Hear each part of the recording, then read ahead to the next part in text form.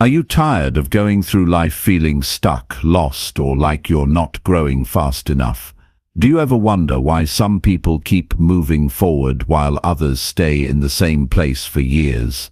The truth is, there are a few powerful lessons. Once you learn them, they can change everything. These are not things you need to hear over and over again. Just once is enough, if you truly understand them and apply them. In this video, you'll hear 20 life lessons that can shift your mindset, strengthen your character, and help you take control of your future. We're not here to talk in circles or use fancy words. We're here to get real. If you want more clarity, more purpose, more strength in how you live each day, stay with me until the end. This could be the breakthrough you've been waiting for. Let's start with lesson number 1. Lesson 1. Embrace responsibility to truly control your life. If you want to take control of your life, you must start by embracing responsibility. Nothing changes until you do. The moment you say, "I am responsible," everything begins to shift. Because now, it's not your parents, not your boss, not the government, not the economy, it's you. And that's a powerful place to be. When you finally take responsibility, you stop waiting. You stop waiting for someone to fix it. You stop waiting for better conditions.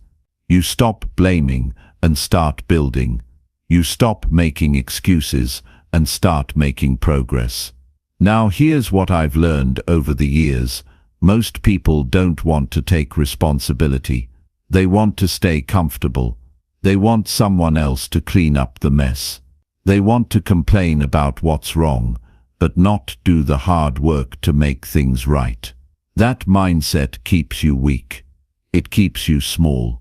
It keeps you stuck in the same place year after year. If you want real growth, if you want real strength, if you want real success, then you must stand up and take ownership of your life, completely, fully, without hesitation.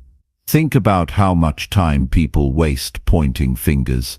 Think about how many people are walking around angry at the world, blaming their childhood, their circumstances, their past relationships. But the truth is that anger won't build a better future. That blame won't pay your bills. That frustration won't help you sleep better at night. If you want peace, if you want clarity, if you want to sleep with confidence, knowing you gave your best today, then you must rise above the blame game. You must accept the truth. Your life is in your hands now. And it's not easy. I understand that. Taking responsibility means you no longer have a shield. You can't hide behind excuses. You can't pretend it's someone else's fault. You can't keep waiting for someone to save you.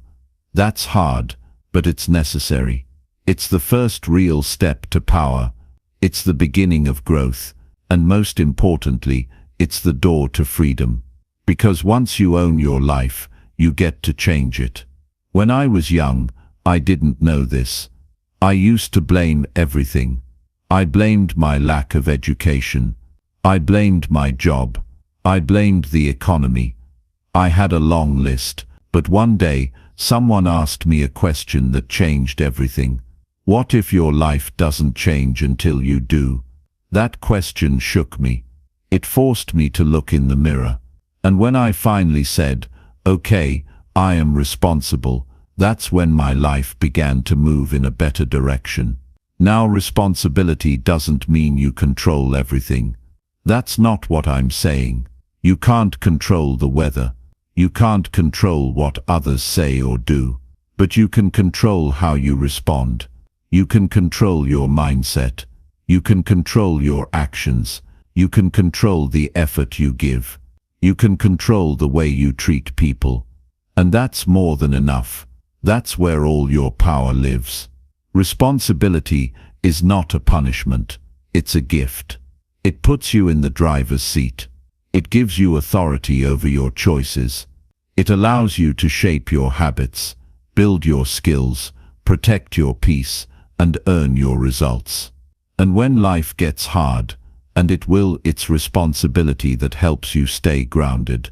Because you'll know you're not waiting on anyone else. You're doing your part. Some people wait for motivation to come. Others create discipline. Some people wait for the right mood. Others build the right mindset. Some wait for support. Others become their own support system. This is the difference responsibility makes.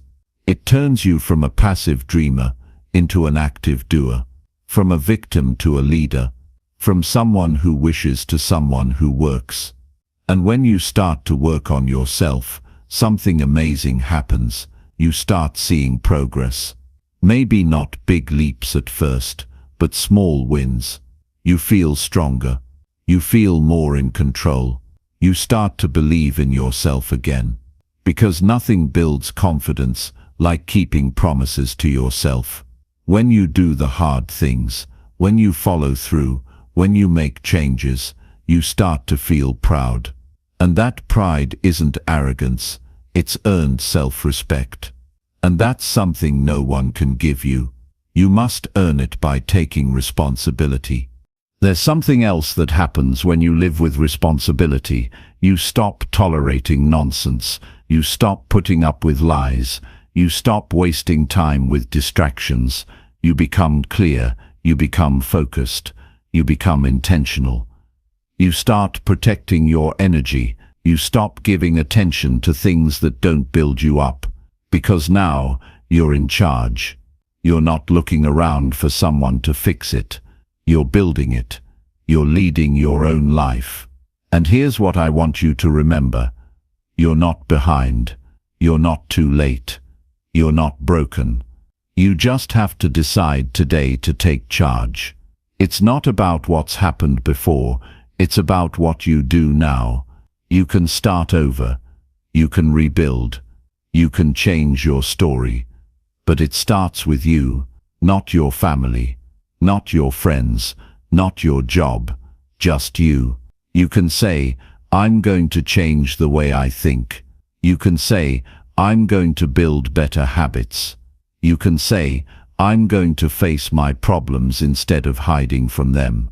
You can say, I'm going to stop blaming others and take full responsibility for my life. And if you say it, and mean it, and act on it, your life will begin to change. And it won't be perfect. There will still be struggles, there will still be mistakes, but now you'll be the one in control. And that's what matters. You'll be choosing your path instead of drifting. You'll be building your life instead of hoping. You'll be working through it instead of waiting on someone else to fix it. Now, here's the part most people miss. Responsibility doesn't feel good at first. It's uncomfortable. It's humbling. It makes you see all the things you avoided for years. But if you stay with it, it will give you something far better than comfort. It will give you strength. It will give you discipline. It will give you real confidence. And it will give you peace of mind. You won't need people to tell you you're doing well. You'll feel it inside. You won't need applause. You'll have progress. You won't need someone to believe in you. You'll believe in yourself. Because now you'll be living with purpose. You'll be walking with clarity. You'll be leading yourself. That's what taking responsibility does. It gives you back your power. And when you have that power, you stop wasting time. You stop settling. You stop making weak decisions. You start asking better questions. You start keeping better company. You start thinking long term. And little by little, everything starts to change. And let me be honest, it's not going to be easy. There will be days you want to quit. There will be times you feel tired. But if you remind yourself why you started, if you remember what's at stake, if you remember that no one is coming to rescue you, you will keep going. Responsibility makes you strong enough to push through it. It gives you the ability to say, this is hard, but I'm doing it anyway. It allows you to build a life that's based on real results, not wishes, not hopes, but actual work and effort. And that's what real fulfillment comes from. No one feels proud of blaming others. No one feels fulfilled avoiding problems. But we do feel proud when we show up for ourselves. We feel proud when we take ownership. We feel proud when we clean up our lives and grow into someone we respect. That's what I want for you. I want you to look in the mirror and say, I'm proud of the person I'm becoming. And that starts right now. Not next week. Not when it's easier. Right now. Today. Because today is the only time you can change something. Today is the only time you can take that step. And that first step is saying, I am responsible. It's not just a sentence. It's a commitment. It's a declaration. It's the foundation of growth. Everything you want, peace, confidence, progress, clarity, it starts here, right now. With one decision, one mindset, one action. Take full responsibility for your life. Not half, not part, all of it. And once you do that, no one can stop you. Because the person who is willing to take responsibility is the person who is ready to rise, ready to build, ready to lead, ready to become more. And once you become more, you attract more, you create more, you experience more. Not by accident, but by design. Your design, because you took responsibility. And that, my friend, changes everything. Lesson 2. Stop complaining and start taking powerful action now. Stop complaining and start taking powerful action now. That's the second lesson. And it's a big one. If you want to make real progress, you have to cut the habit of complaining out of your life completely. Complaining never built anything. It never fixed a problem. It never created an opportunity. All it does is feed frustration, waste energy, and keep you trapped in the same situation. You can't grow if your energy is going into blaming everything around you. You can't build your life while tearing everything else down with your words. Change doesn't begin with noise. It begins with action. People complain because it gives them temporary relief. It lets them feel like they're doing something when they're really just spinning in place. But that short burst of emotional comfort comes at a cost. Every time you complain, you train your mind to stay stuck. You train yourself to focus on what's wrong instead of what's possible. And that mindset turns into a cycle. The more you complain, the less action you take. The less action you take, the worse things feel. And the worse things feel, the more you complain. If you want to break the cycle, you have to stop feeding it. You have to develop a new response. Instead of saying, "Why is this happening to me?" you say, "What can I do about this?" Instead of saying, "This isn't fair," you say, "How can I respond in a strong way?" You shift your mind from reaction to responsibility. You stop using your voice to complain and start using it to create direction and make decisions. That's when your life starts to change. Every time you take action, you build strength, you build courage, you build resilience. And here's the powerful truth: nobody is coming to do it for you. If you sit around waiting for the perfect moment, you'll be sitting for the rest of your life. Conditions will never be perfect. People won't always support you. Life won't always go your way. But none of that matters if you decide to move forward anyway. Complaining feels easy. It doesn't require courage.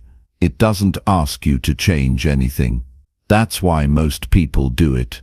It's a habit that feels safe. But safety doesn't lead to growth. Comfort doesn't produce strength. Growth begins where complaining ends. It begins when you're tired of being tired, When you're no longer willing to keep having the same conversations about the same problems with no progress.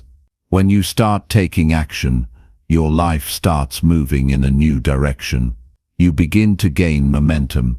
Even small steps matter, because small steps stack up. They build character. They create shifts.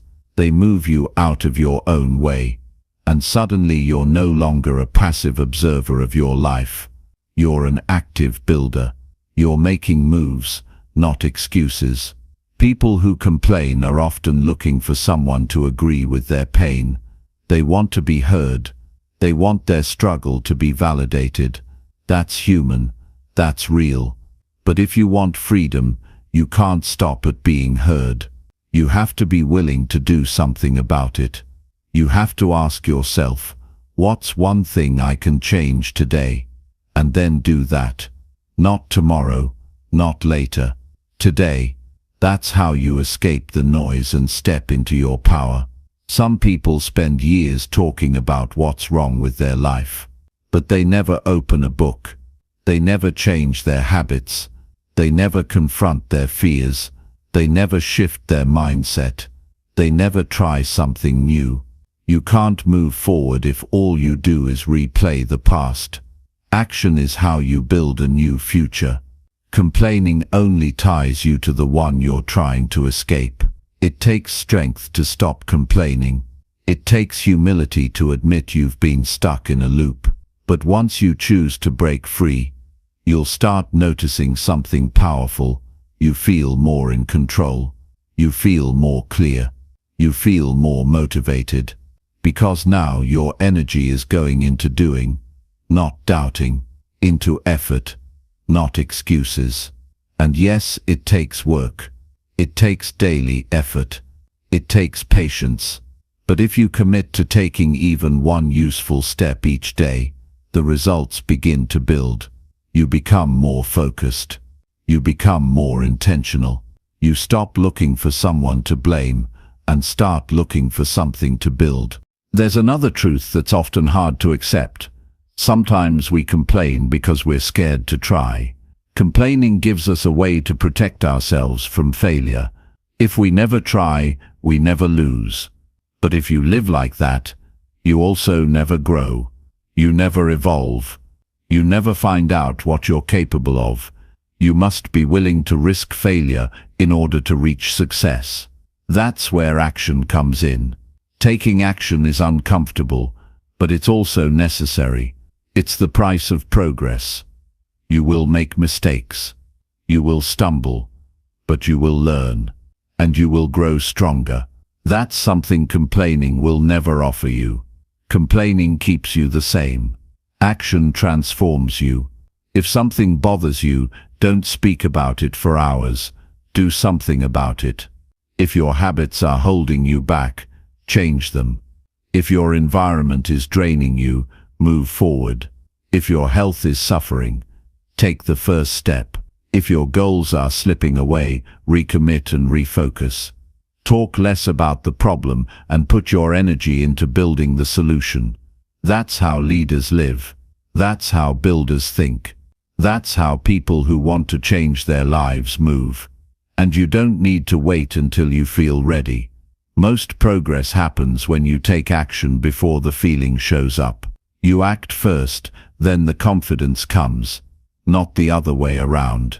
You move forward even when it's hard. Especially when it's hard.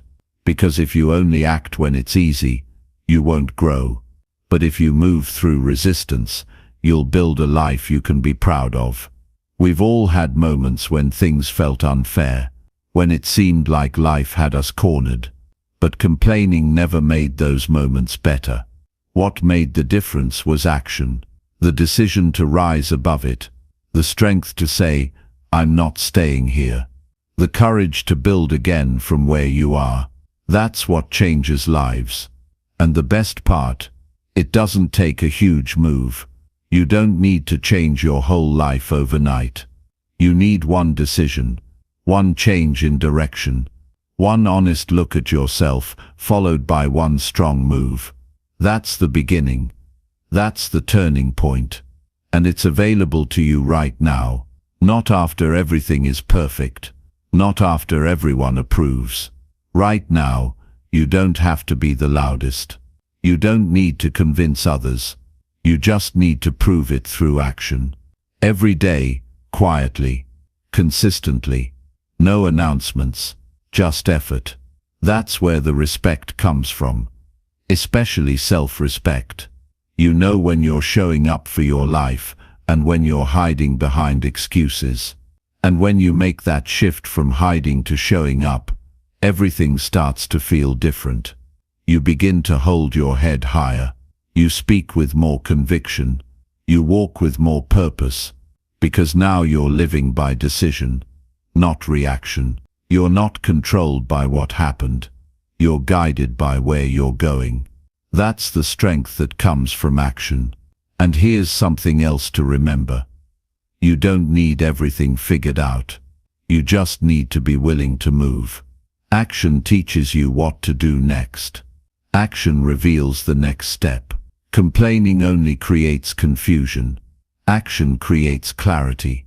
So if you feel stuck, don't talk about being stuck. Move your feet. Move your thoughts. Move your focus.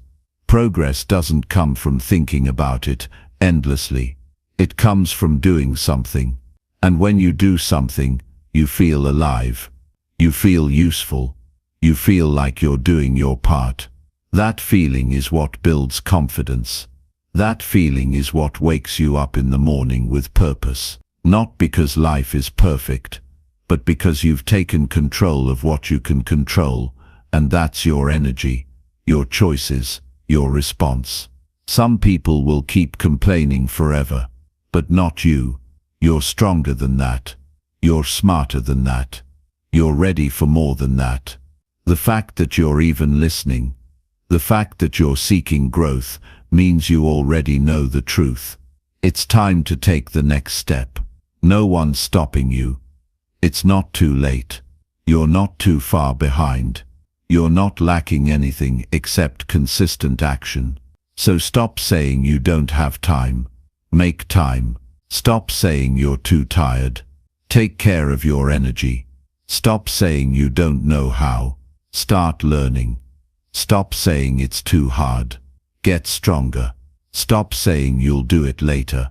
Do it now. That shift in mindset, that's what separates those who make progress from those who keep talking about it. And I want you to see yourself clearly, not as someone who needs help, but as someone who can help themselves. Not as someone waiting for permission, but as someone who gives themselves permission. Not as someone stuck in the past, but as someone committed to building a better future. You don't need to speak about what's wrong anymore. You need to get up and work on what's right. You need to build your health. You need to sharpen your mind. You need to invest in your skills. You need to grow your character. You need to do the things that others avoid. That's how you rise. That's how you win.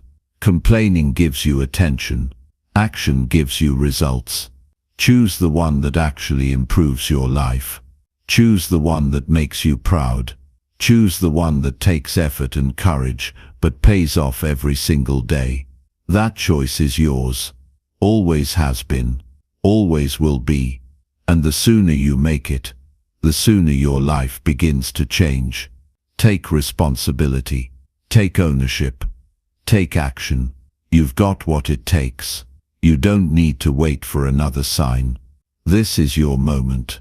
No more talking about what's wrong. No more waiting for things to change. Start making them change. You are more than your circumstances. You are more than your mistakes. You are more than your doubts. You are capable. You are strong. You are ready. Now go prove it through action. Lesson 3. Choose discipline daily to reach your biggest goals. Discipline is the bridge between where you are and where you want to go. Without it, even the greatest dreams will collapse under pressure. Discipline is the quiet force that shapes your future when no one is watching. It's the decision you make every day to do what must be done, not what's easy, not what feels good, but what actually moves you forward. You don't need more motivation. You don't need another inspirational quote. You need daily discipline.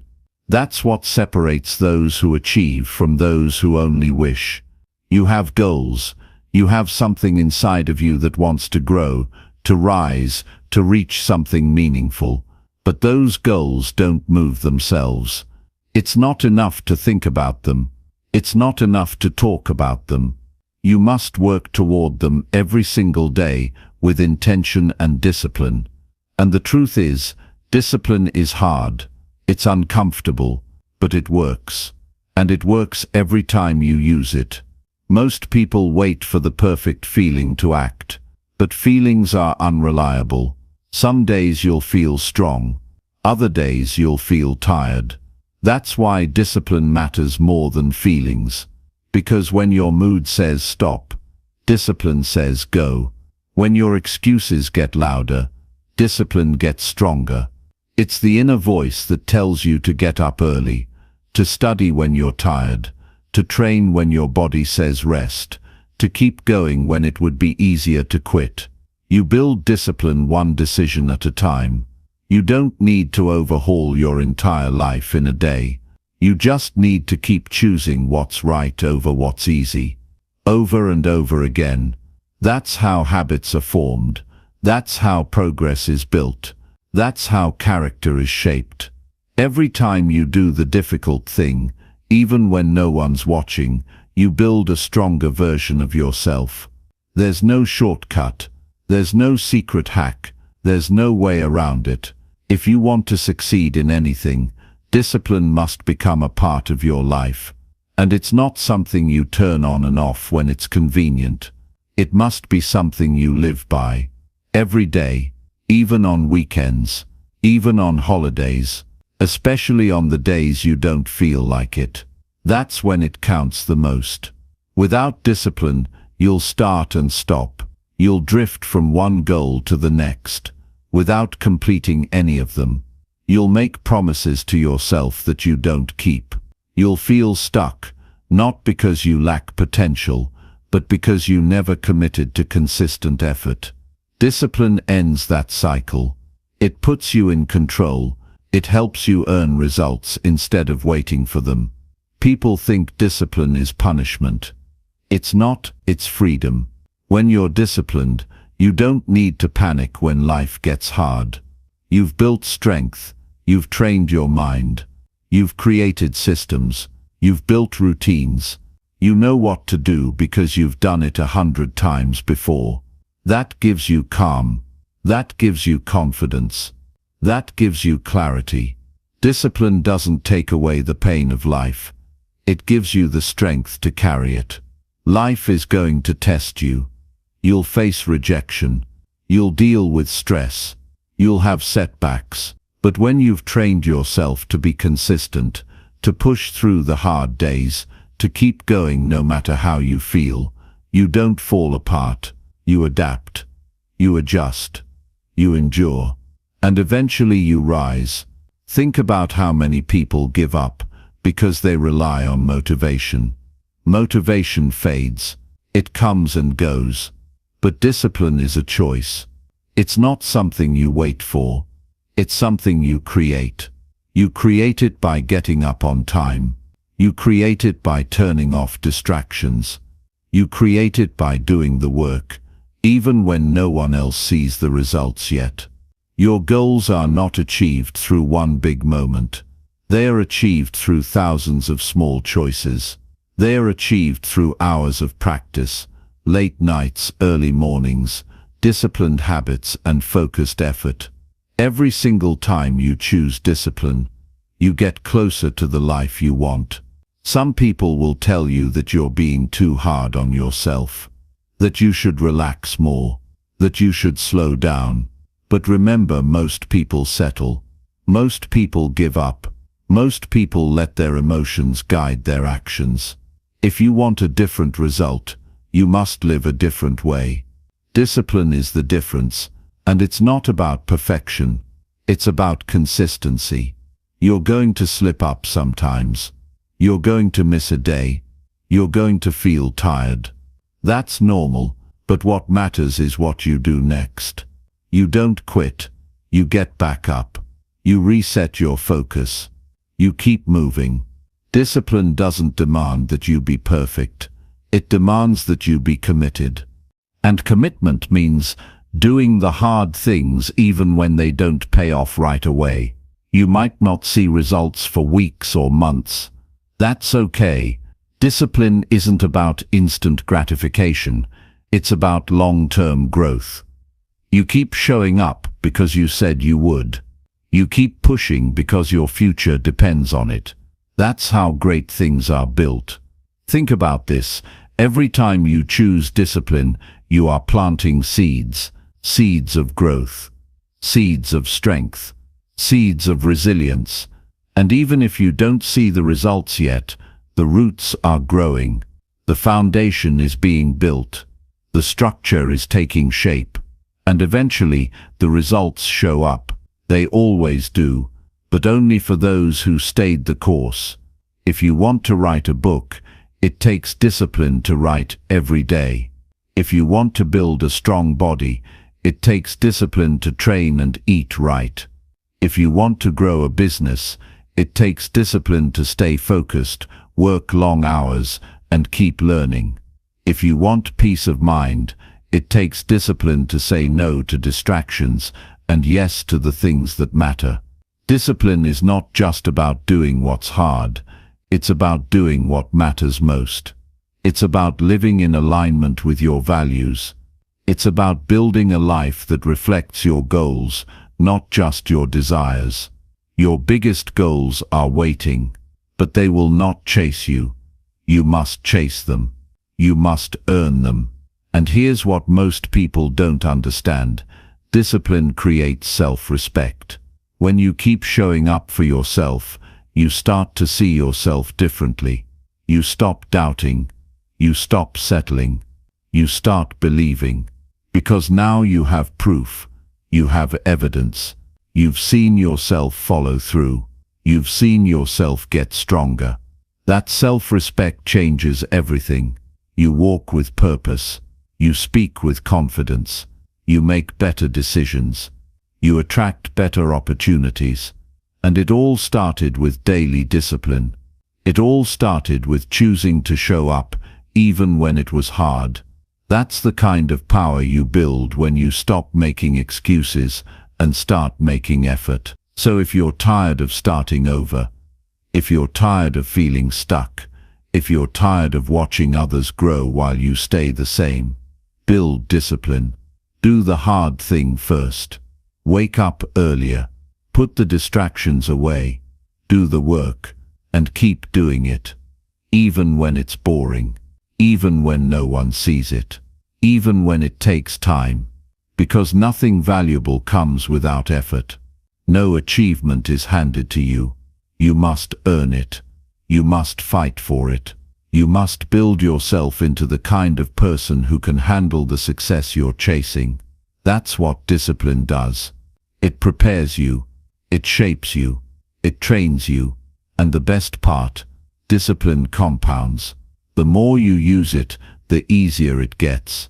It becomes a way of life. It becomes a part of you. And when it becomes who you are, nothing can stop you. Not laziness. Not distractions. Not setbacks. Because now you've trained your mind to stay focused. You've built systems that support your growth. You've created habits that drive your progress. So ask yourself right now, what do I want to achieve? What kind of life do I want to live? And am I willing to choose discipline every day to reach it? If the answer is yes, then start now. Don't wait until next week. Don't wait until things are easier. Start today. Start with one strong decision. And keep going. One step at a time. One habit at a time. One focused hour at a time. And as the days pass, you'll see something powerful happening. You'll be getting better. You'll be getting stronger. You'll be getting closer. Not because it was easy, but because you were disciplined enough to stay the course.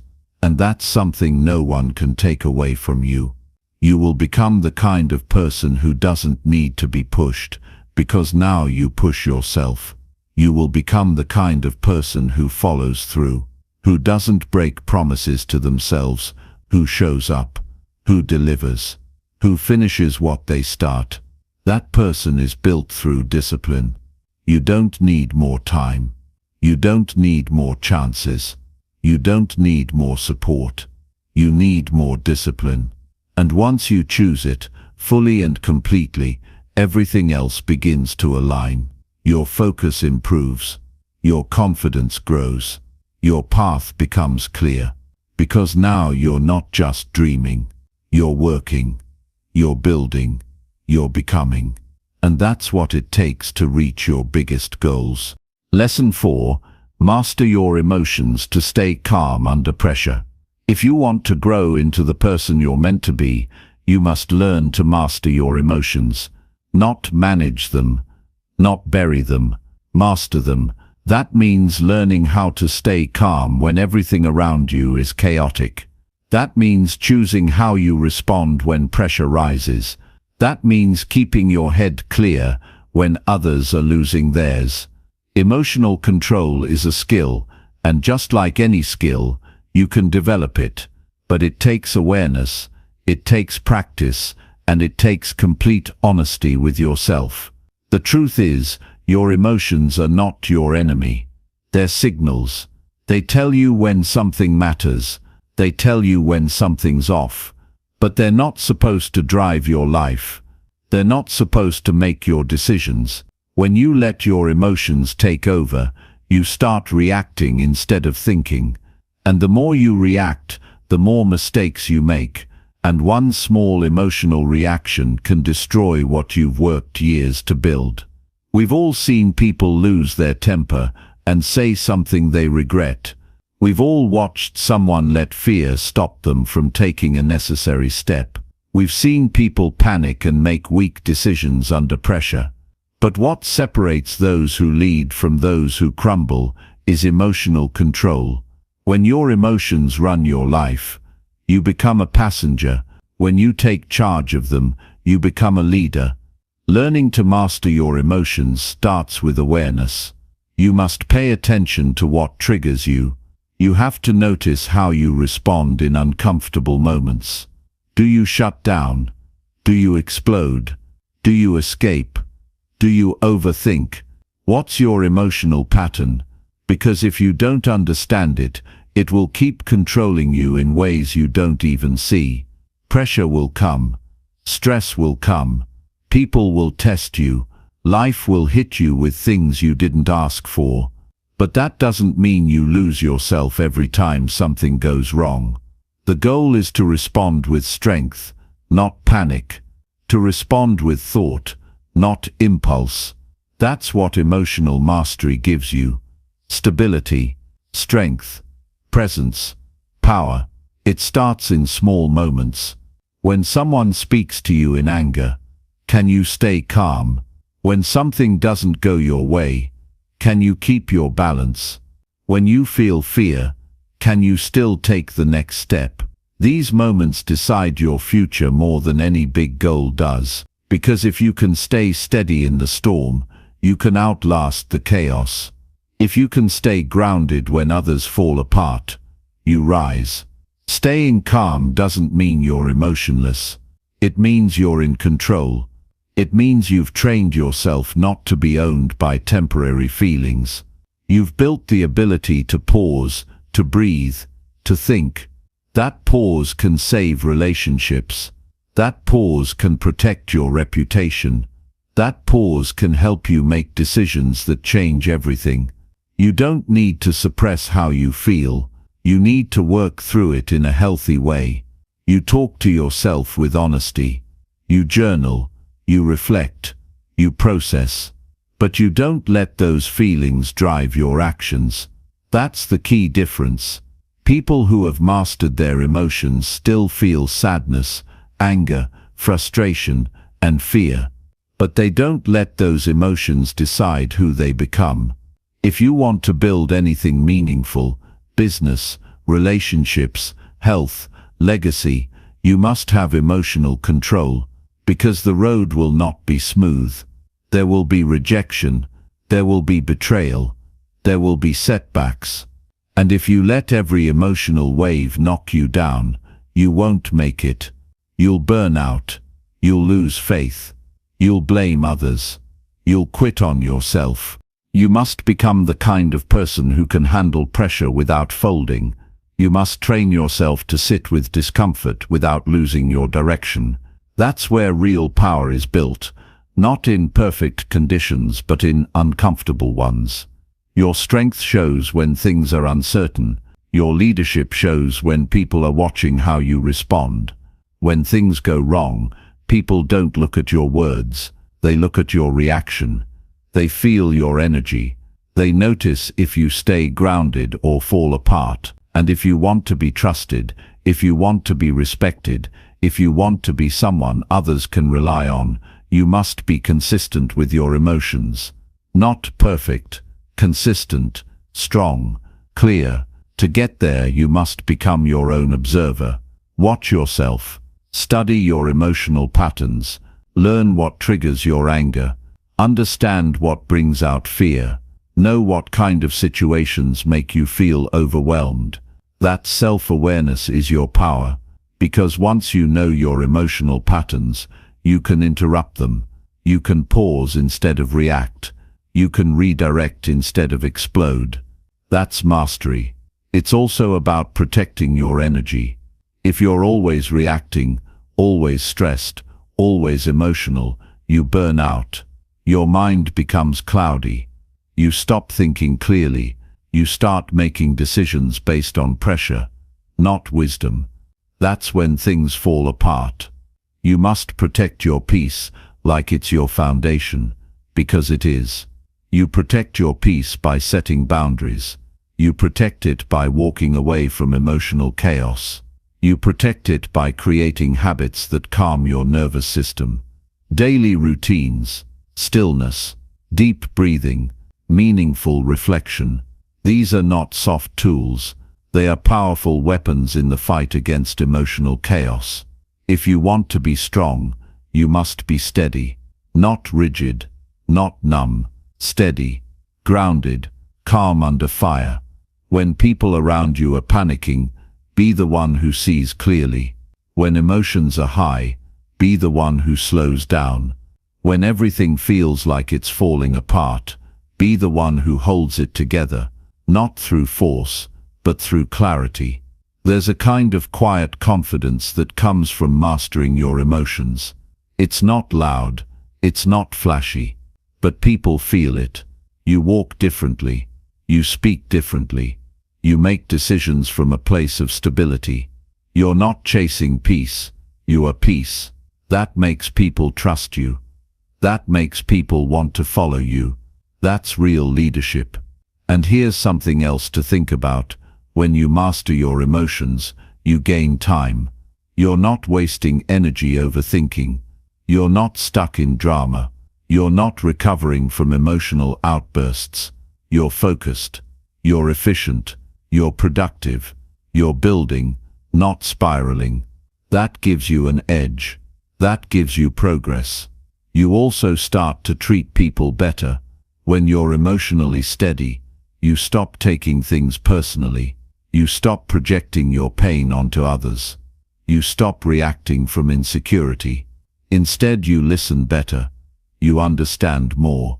You create connection, not conflict. That's how relationships are strengthened, through calm communication, through honest emotion, not uncontrolled reactions. Mastering your emotions will challenge you. It's not easy, but it's worth every bit of effort. Because once you do it, you don't fear situations anymore. You don't fear failure. You don't fear pressure. You don't fear criticism.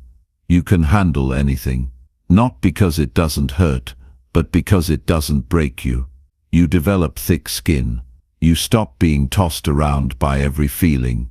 You start living by choice, not by chance. You respond instead of react. You slow down when it matters. You stay patient when others are rushing. You become the kind of person who builds with strength, not from panic, not from insecurity, but from deep internal control. You gain more control over your time, your focus, your results.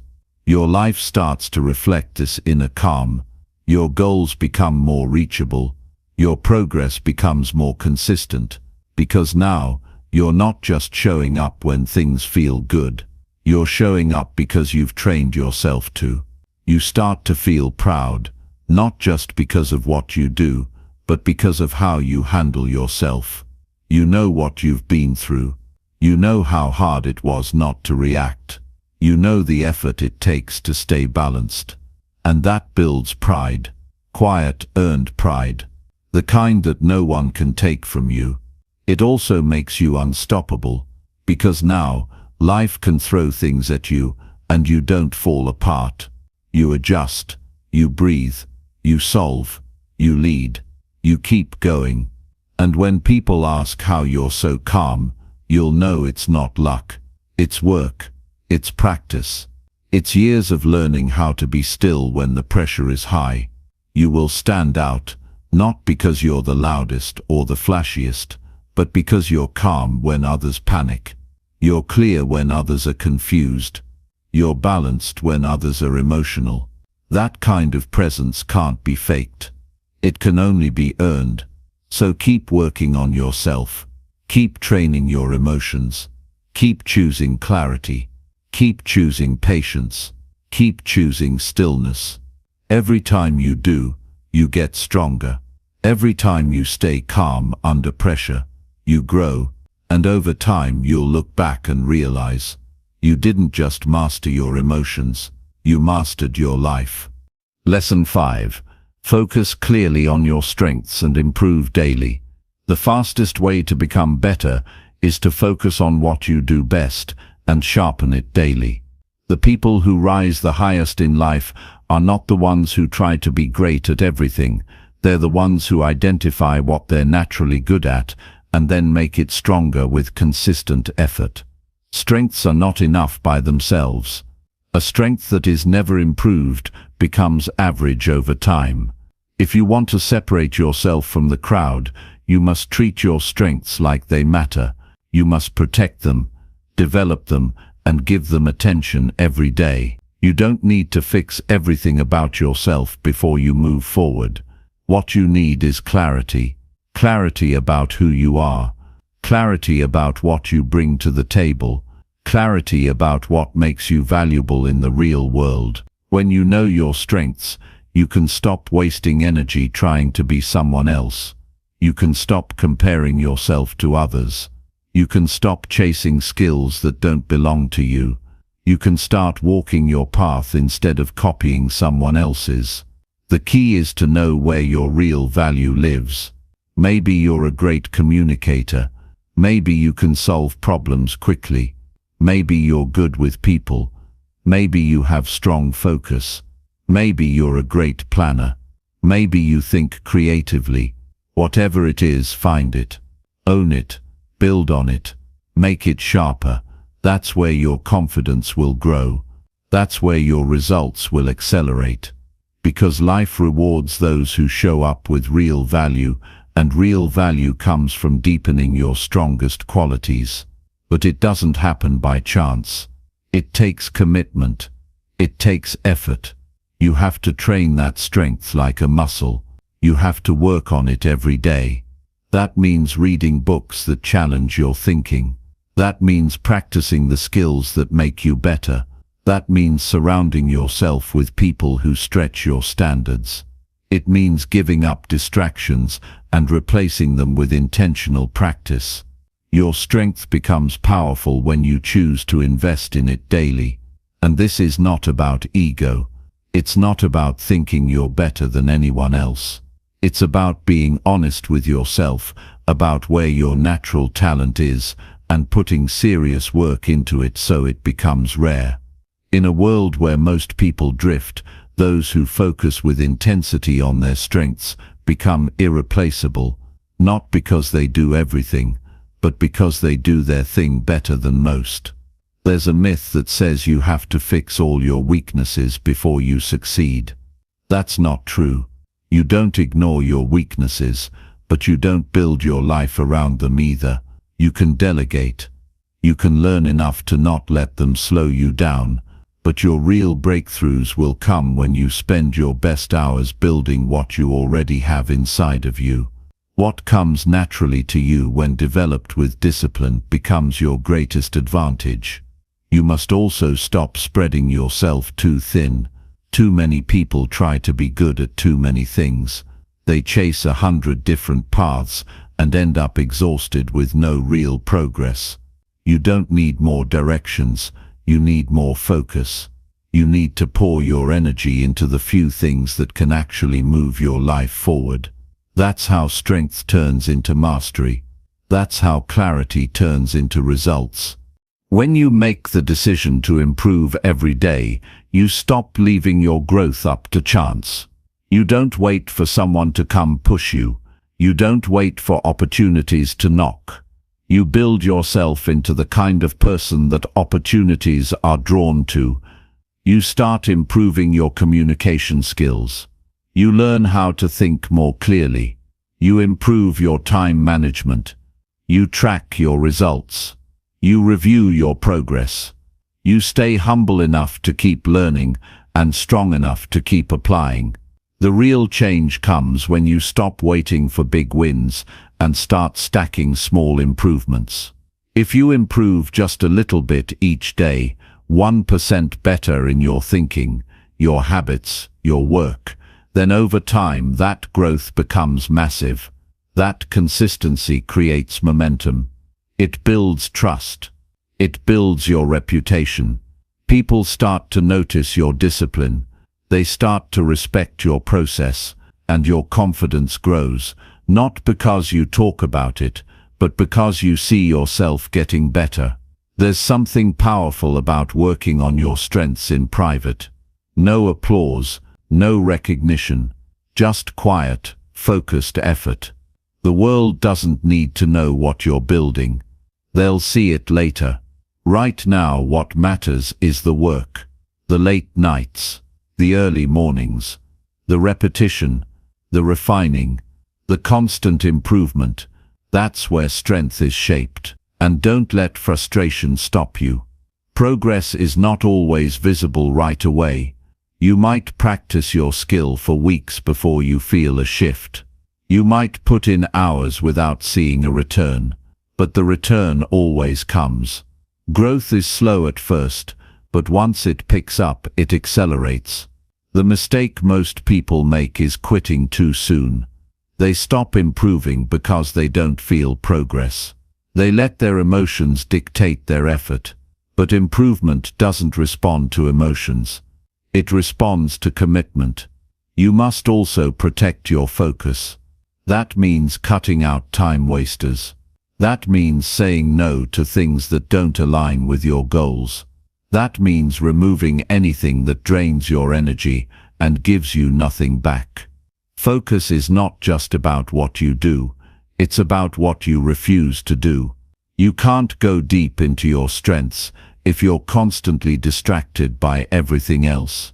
And growth doesn't happen by accident. You must create systems. You must schedule time to practice.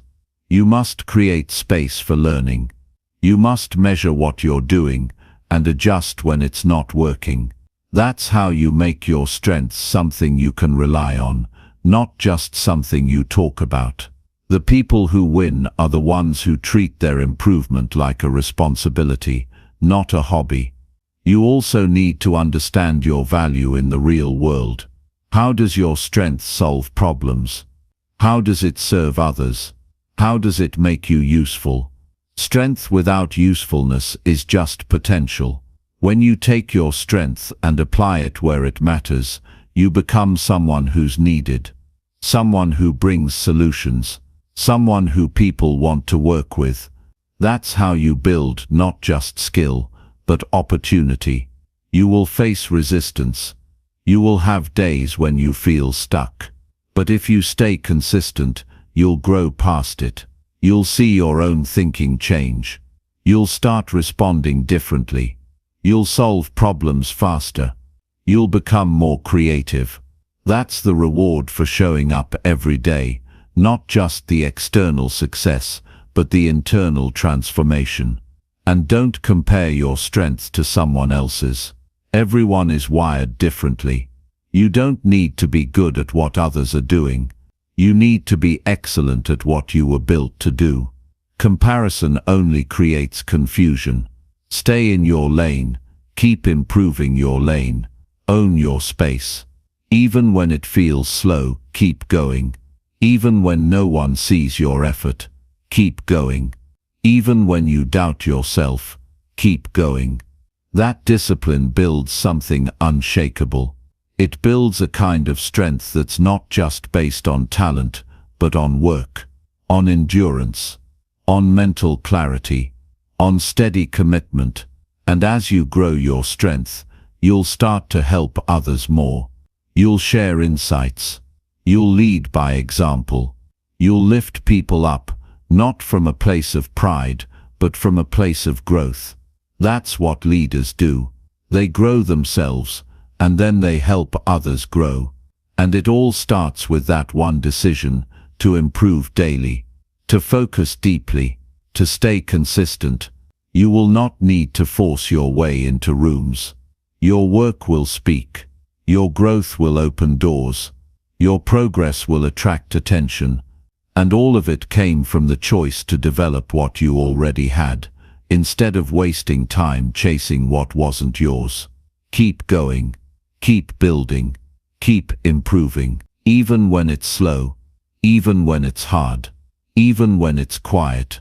Your daily improvement is the greatest investment you'll ever make. And it will always pay off. Because no one can take away the person you become through it. Focus on your strengths and never stop getting better. That's how your life transforms. One day, one skill, one focused hour at a time.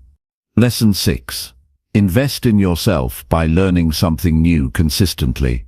If you truly want to grow, you must make a firm decision to invest in yourself by learning something new every single day. Not once in a while, not when you feel like it. Not only when life forces you to. Every day. Consistent learning is the foundation of self-respect and long-term success. When you make learning a habit, you are telling yourself that your future matters, that your potential matters, and that you are worth the time, energy, and discipline it takes to get better. You have to treat your mind like a garden. If you don't plant something valuable in it every day, something useless will grow there by default. And the world is full of noise, distractions, and low-value information. You don't need more noise, you need depth. You need understanding. You need the kind of learning that stretches your thinking and improves your life in a real, measurable way. Most people stop learning after school. They think they've done enough. They believe learning is only for passing tests or getting a certificate. But learning is not a one-time event. It's a lifelong process. And the people who rise to the top in any field, whether it's business, leadership, creativity, or health, are the ones who made learning a personal responsibility. They didn't wait to be told what to learn. They searched. They studied. They asked questions. They read books. They found mentors. They watched how others moved and made it a mission to improve their own understanding.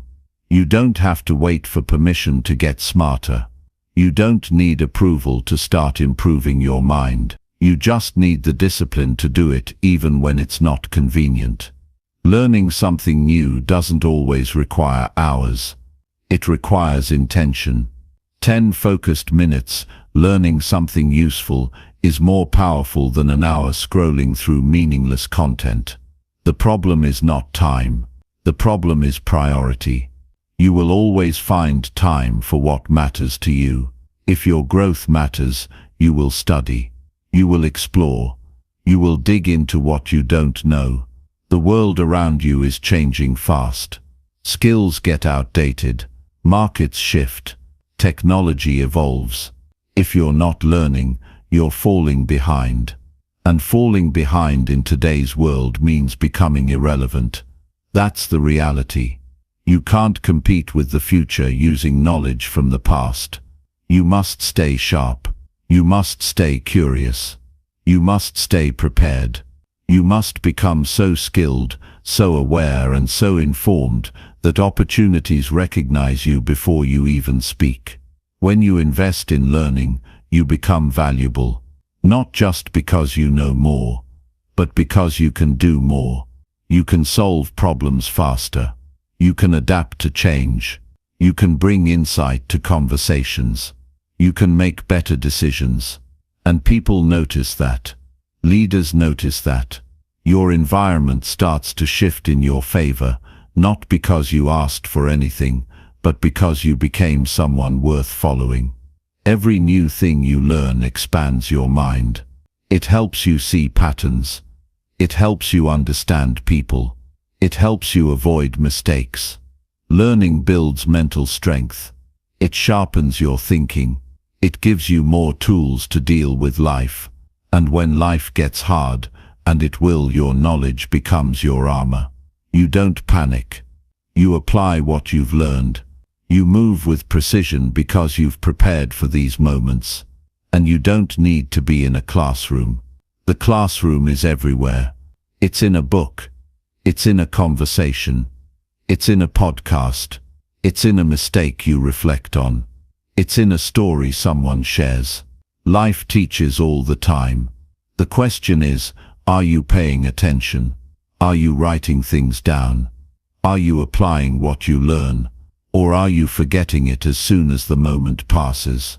Information is everywhere now, but transformation comes only to those who absorb, reflect, and apply. Just because you heard something doesn't mean you've learned it. Just because you read it once doesn't mean you understand it. Real learning comes from doing the work, asking hard questions, thinking deeply, and using the knowledge to change something in your life. You must also learn with purpose. Don't just consume information to feel productive. Learn with a goal. Learn something that moves you closer to mastery. Something that helps you overcome a weakness. Something that builds on your strengths. Something that solves a real problem in your life. That's how learning becomes fuel, not just entertainment. Some people say they don't know what to learn. That's only because they haven't looked closely at their life. Where are you struggling? Where are you lacking confidence? What skill, if improved, would unlock a better future for you? Start there. Learn what solves your problems. Learn what increases your income. Learn what protects your peace. Learn what helps you serve others at a higher level. And never think you're too good to keep learning. Arrogance stops growth. The moment you believe you already know enough, you start declining. Stay humble. Stay hungry. Stay open to new ideas, even if they challenge your current beliefs. That's how you evolve. That's how you grow beyond the limits that others live with. Make it a goal to learn something useful today, not tomorrow. Today, build a daily rhythm of learning. Block time for it. Protect it like it matters, because it does. Study topics that build your skills. Listen to people who have done what you want to do. Take notes. Reflect. Apply. Repeat. This cycle creates growth that compounds. And it's not about learning everything. It's about learning what matters. Master a few things. Go deep in the areas that move your life forward. Stop trying to know everything about everything. Focus on depth, not just speed. Focus on usefulness, not just novelty. Build a foundation of knowledge you can use, not just recite. The more you invest in yourself, the more confident you become. Because now, your self-worth is rooted in preparation. You know you've done the work. You know you've studied the details. You know you've sharpened your thinking. That's real confidence. Not the kind that needs validation, but the kind that comes from real effort. And there's a quiet strength in being a learner. You're not reactive. You don't panic in uncertainty. You have mental clarity. You move with intention because you've trained your mind to think, to see patterns, to ask better questions. That gives you an edge most people don't have. Learning also keeps you young in spirit. It keeps you curious. It keeps your mind flexible. People who stop learning grow bitter. They complain more. They resist change. They live in the past. But people who keep learning stay excited about the future. They see challenges as opportunities. They stay energized. They keep reinventing themselves. You must decide that growth is your responsibility. It's not your boss's job. It's not your teacher's job. It's not your parents' job. It's yours. And the sooner you take it seriously, the faster your life begins to shift. Because now, every day becomes a chance to grow. Every problem becomes a lesson. Every conversation becomes a classroom. Every moment becomes a seed. There will be days when you feel too tired to learn. Learn anyway. There will be moments when you think you already know enough. Keep learning. There will be times when you feel like your growth is invisible. Keep going. You are building something on the inside that will show on the outside when it matters most. Be willing to outlearn everyone around you. Be willing to study when others are scrolling. Be willing to practice when others are distracted. Be willing to stay with a concept until it clicks. Be willing to reread, re-watch, and refine, because the people who learn deeply end up leading. They end up creating. They end up winning, not by accident, but by preparation. Make your daily learning non-negotiable.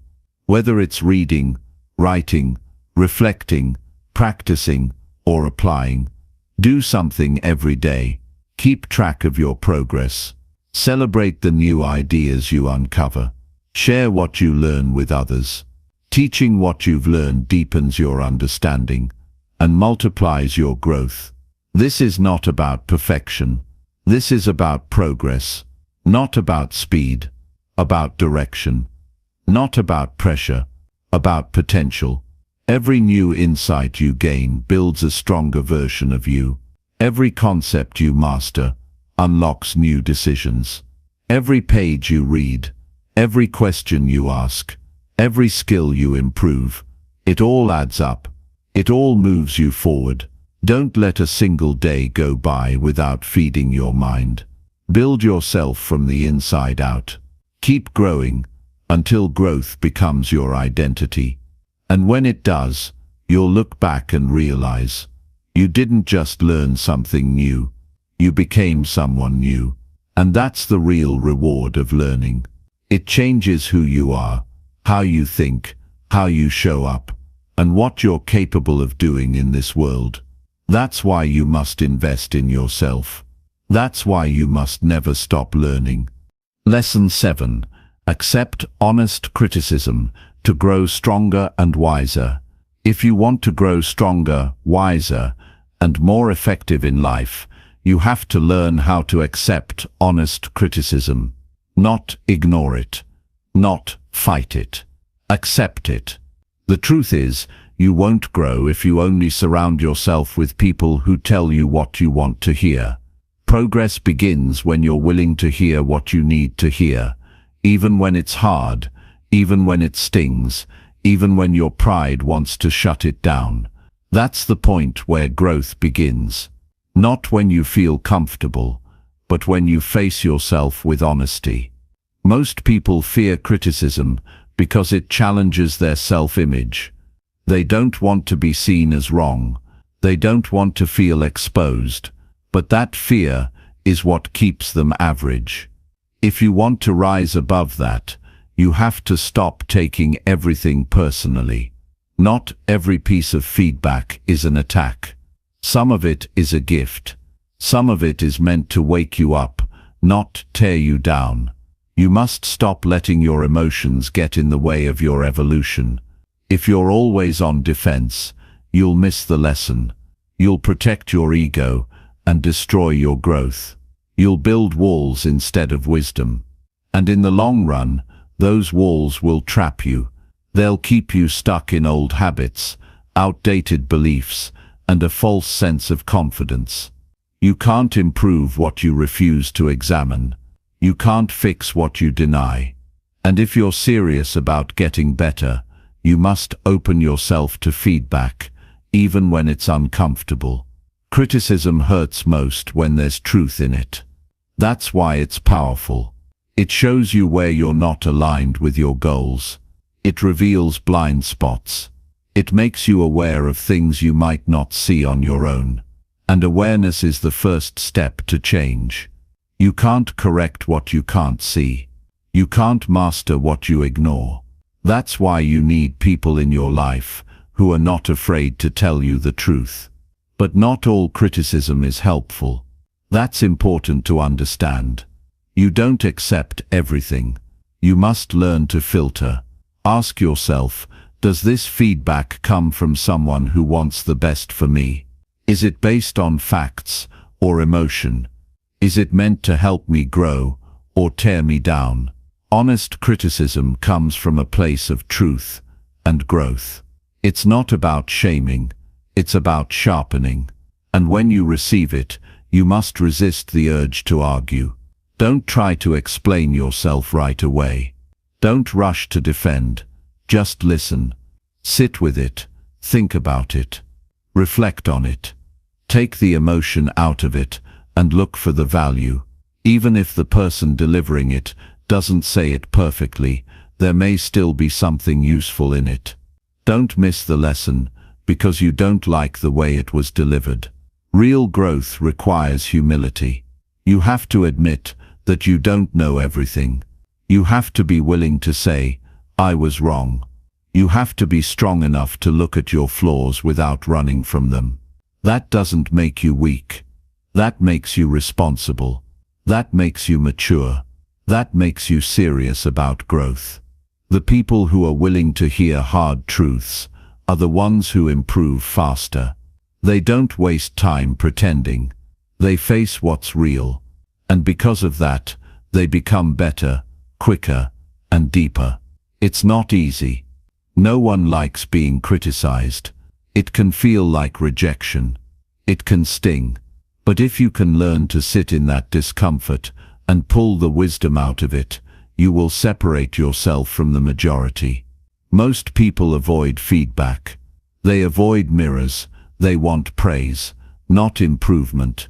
But praise doesn't build you. Feedback does. Even tough feedback. Especially tough feedback. You also have to build emotional strength, because criticism will test your ego. It will trigger your pride. It will challenge how you see yourself. But if you stay calm and open, you'll notice something powerful. You're becoming less reactive, more thoughtful, more mature. That's what wisdom feels like. That's what emotional growth looks like. And it's earned through honest reflection, not emotional outbursts. You don't grow by ignoring flaws. You grow by fixing them. And sometimes you need others to help you see what needs fixing. That's not weakness. That's awareness. If you shut down every time someone points something out, you'll stay stuck. But if you take it in and use it, you gain a new edge. You level up. You learn faster, and over time that makes you unshakable. The best performers in any field are coached. They invite critique. They study their mistakes. They hire people to show them where they're off. Why? Because they want to win. And winning requires brutal honesty. Not from the world, but from yourself. It's not the criticism that hurts you, it's the refusal to accept it. The longer you avoid the truth, the longer you stay behind. You have to shift your mindset. Stop seeing criticism as a threat. Start seeing it as information. Data, a tool to become sharper. stronger, wiser, more refined. You're not being attacked, you're being adjusted. And sometimes those adjustments will unlock your next level. Look at the areas in your life where you keep falling short. Maybe it's your discipline. Maybe it's your communication. Maybe it's how you handle pressure. What if someone close to you has tried to tell you the truth and you ignored it? What if your growth has been delayed because you didn't want to hear it? That's a hard question, but it's an important one. If you're willing to listen, to really listen, you'll start noticing patterns. You'll see what you need to fix.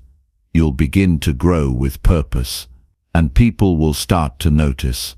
They'll see your growth. They'll respect your humility. They'll admire your courage. Not because you were perfect, but because you were open to being better. You must also be willing to ask for feedback. Don't wait for it to come. Seek it out. Ask the people you trust, "What's something I need to work on?" Ask them directly. And when they tell you, don't get defensive. Say thank you. Write it down. Think about it. That one conversation could shift your thinking forever.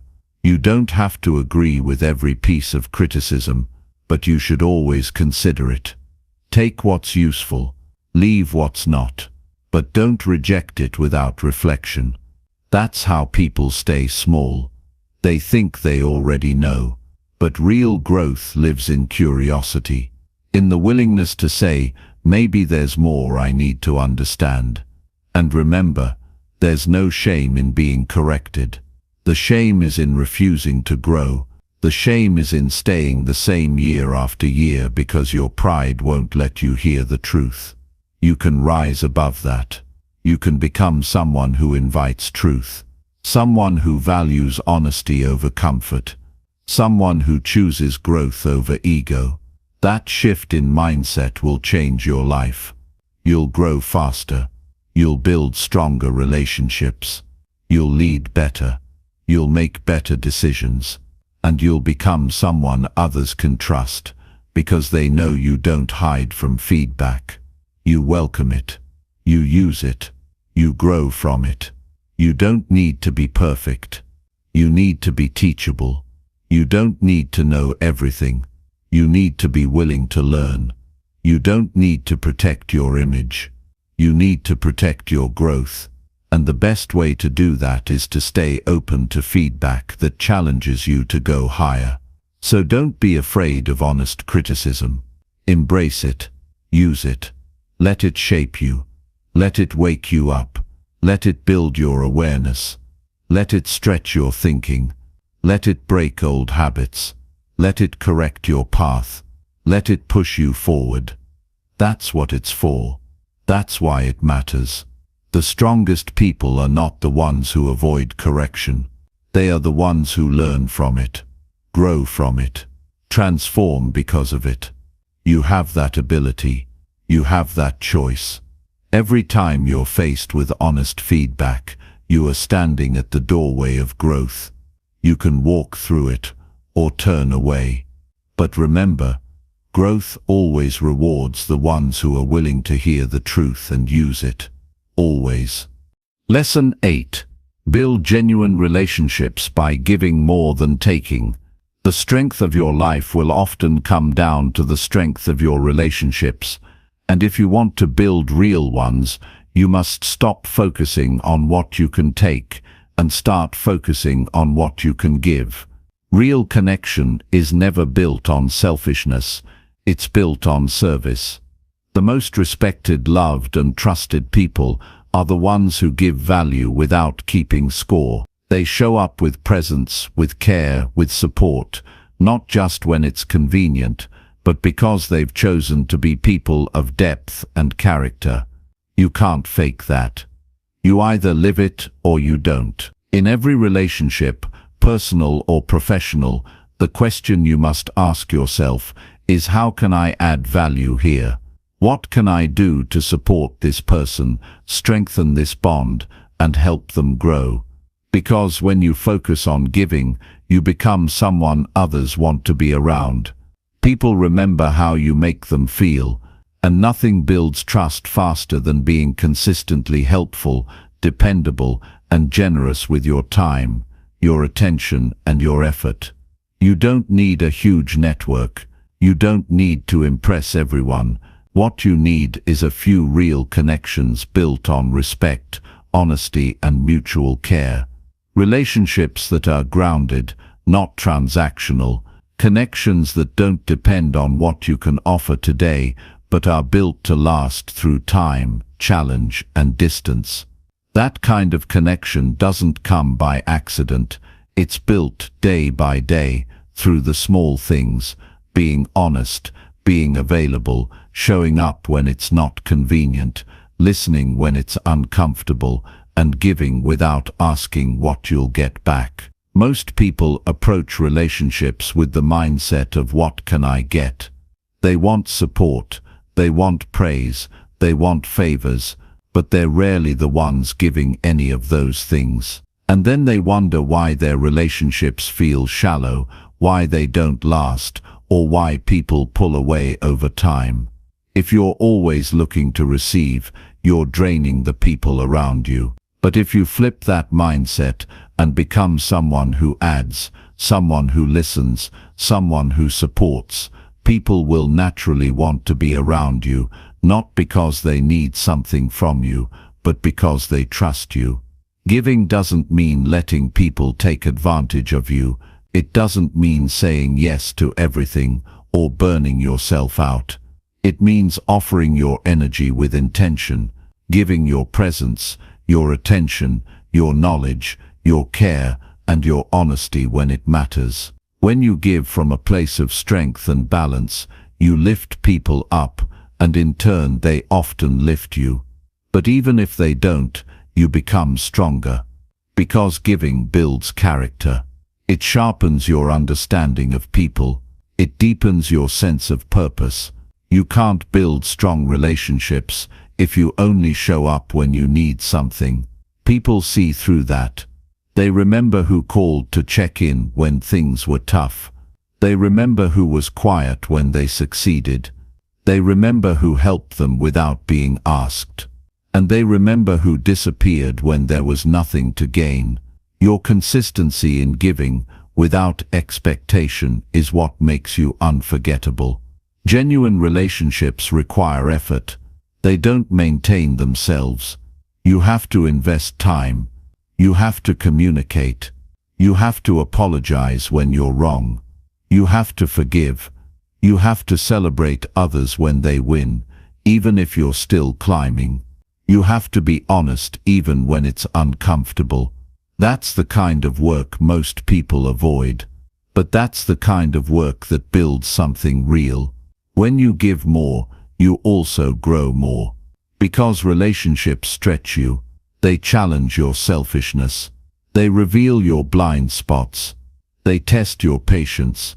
And if you're serious about becoming a better human being, you need those challenges. You need people who can look you in the eye and tell you the truth. You need connections that aren't built on flattery, but on growth. Don't be the person who only calls when they need something. Be the person who checks in when there's no reason. Be the person who celebrates others without jealousy. Be the person who gives advice without arrogance.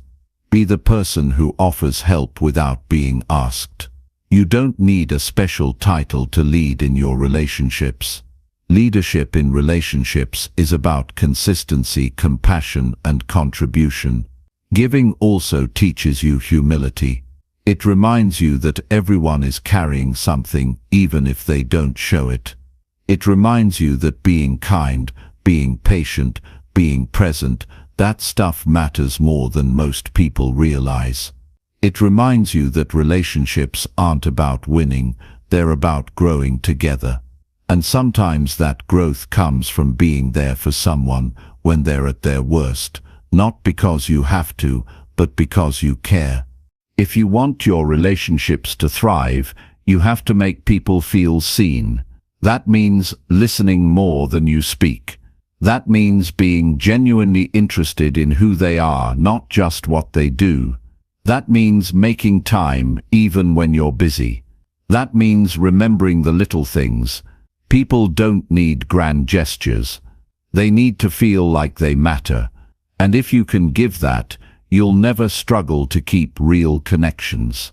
Don't expect deep relationships without deep investment. You can't show up once a year and expect loyalty. You can't disappear when someone's struggling and expect closeness. You can't ignore others' needs and then wonder why you feel disconnected. Relationships are a reflection of what you give. If you give distance, you'll get silence. If you give selfishness, you'll get resentment. But if you give time, truth, and trust, you'll get connection, depth, and loyalty in return.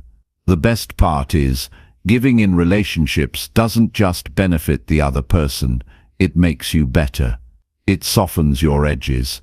It strengthens your emotional intelligence. It helps you understand people, navigate conflict, and communicate with clarity. These are life skills, and they're built every time you choose to give instead of take. Every time you choose to serve instead of expect. Every time you choose to stay when things get hard. People often talk about wanting real friends or loyal partners or honest business connections. But the truth is, you attract what you give. If you want real, be real. If you want loyalty, be loyal. If you want honesty, be honest. If you want depth, go deep. The energy you give out in relationships sets the standard. You can't expect what you don't offer. And yes, you will get hurt. You will give to people who won't return it. You will care for people who won't notice. You will support people who leave when they've taken enough. But that doesn't mean you stop giving. It means you become wiser about where you give. It means you set boundaries, not because you're bitter, but because you've learned.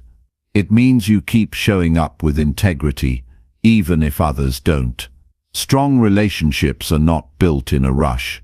They are built over time, through shared experiences, tested loyalty, and earned trust. And if you want those kinds of bonds, you must play the long game. Keep showing up. Keep giving your best. Keep being someone others can count on. It may take time, but the rewards are deep, lasting, and life-changing. Giving more in your relationships doesn't mean giving blindly. It means giving intentionally. It means paying attention. It means knowing when to step up and when to step back. It means learning each person's language and showing up in a way that speaks to them. This requires effort. This requires maturity. This requires emotional strength. But it's worth it. You won't remember every detail of every conversation, but you'll remember the feeling people gave you. And they'll remember yours. That feeling, the one built by consistent giving, kindness, truth and presence, that's what real relationships are made of. That's what people crave. That's what makes life rich, even when everything else is uncertain. Make it a daily practice to ask yourself, did I give something to someone today? Did I encourage someone? Did I help someone grow? Did I offer patience? Did I show up? Did I make someone feel heard? These questions keep your heart grounded. They keep your relationship strong. They keep you focused on what truly matters. You don't need to be perfect. You just need to be present.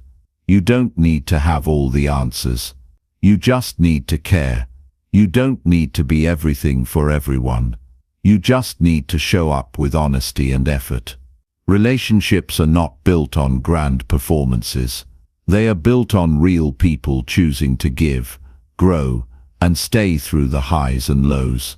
Start giving more, not because you expect something, but because you've decided that who you are in relationships matters more than what you get from them.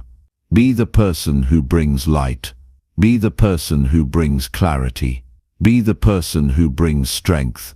And over time you'll see those same things return to you, multiplied, not by force but by natural law.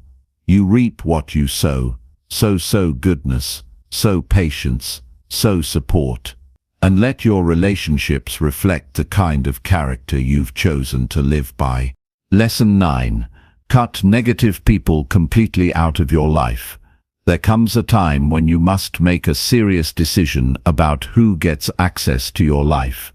And if you want to protect your growth, protect your mindset, protect your future, you have to cut negative people out completely. Not limit their access, not tolerate their energy. Remove them fully. If someone drains you every time you speak to them, they're not part of your progress. If someone constantly complains, gossips, belittles, manipulates, or doubts you, that person is a weight you cannot afford to carry. And holding on to them out of guilt, fear, or habit will cost you more than letting go ever will. The truth is, your environment shapes your reality more than you realize. If you spend time around people who constantly focus on what's wrong, you start to see the world that way. If you're surrounded by people who make excuses, you'll find yourself doing the same.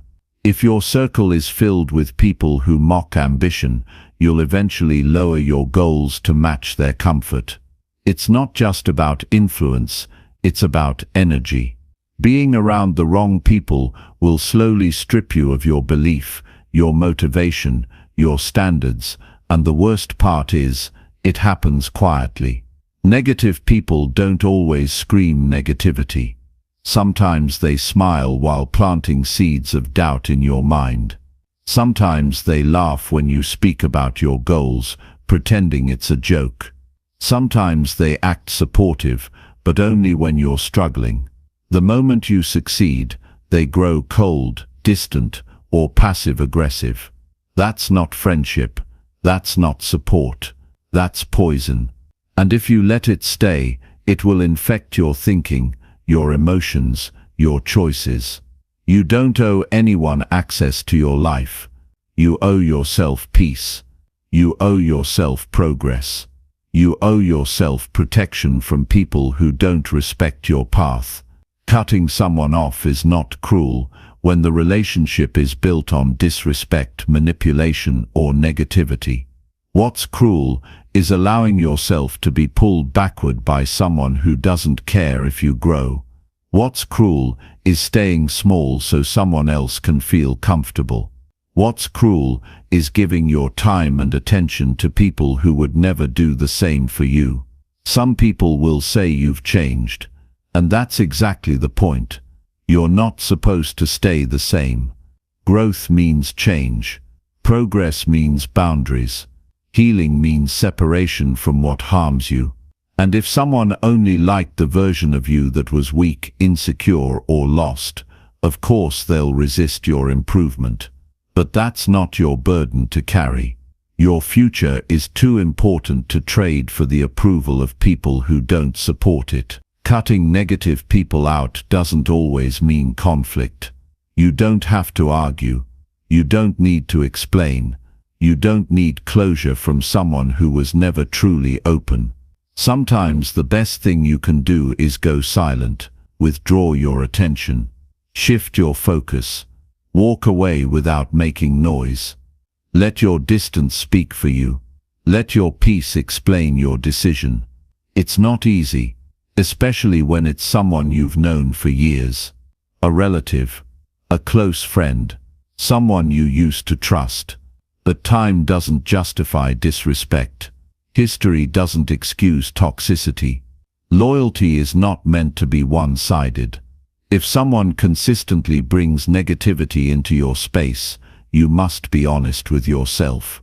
How many times have you left a conversation with them feeling drained? How many times have you walked away questioning your own worth, your own decisions, your own direction? That's not healthy. That's not love. That's not growth. You get one life, one chance to give your energy to the right people. And if you're serious about building something meaningful, You can't carry people who refuse to rise. You can't keep saving people who don't want to be saved. You can't keep trying to fix people who choose to stay broken. That doesn't make you selfish. It makes you smart. It means you finally understand that your energy is a resource, and where you spend it determines what you build. Negative people don't need your help. They need to face the consequences of their own mindset. Sometimes the most loving thing you can do is walk away and let them figure it out.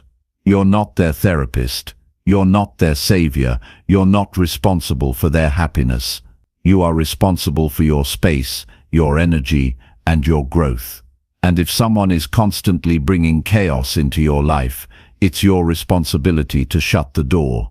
You'll notice something when you distance yourself from negativity. You begin to breathe easier. Your mind becomes clearer. You sleep better. You think sharper. You smile more. You start hearing your own voice again, not theirs. You start trusting your own intuition again. You begin making decisions based on your goals, not their fears. That's what happens when you create space for peace. You get your power back. You remember who you are, and don't wait for a major betrayal to make the decision. Sometimes the biggest harm is in the little comments, the subtle criticism, the disguised sarcasm, the constant doubt. These things add up, and over time they make you question your purpose. Don't ignore that. Don't downplay the way someone makes you feel. If a person consistently makes you feel small, that's not love. That's a warning. You may feel lonely at first. That's normal. Letting go creates space, but that space is necessary. It gives you time to reflect. It gives you room to heal. It allows new energy to enter. And when you stand firm in your decision, you attract people who match your values.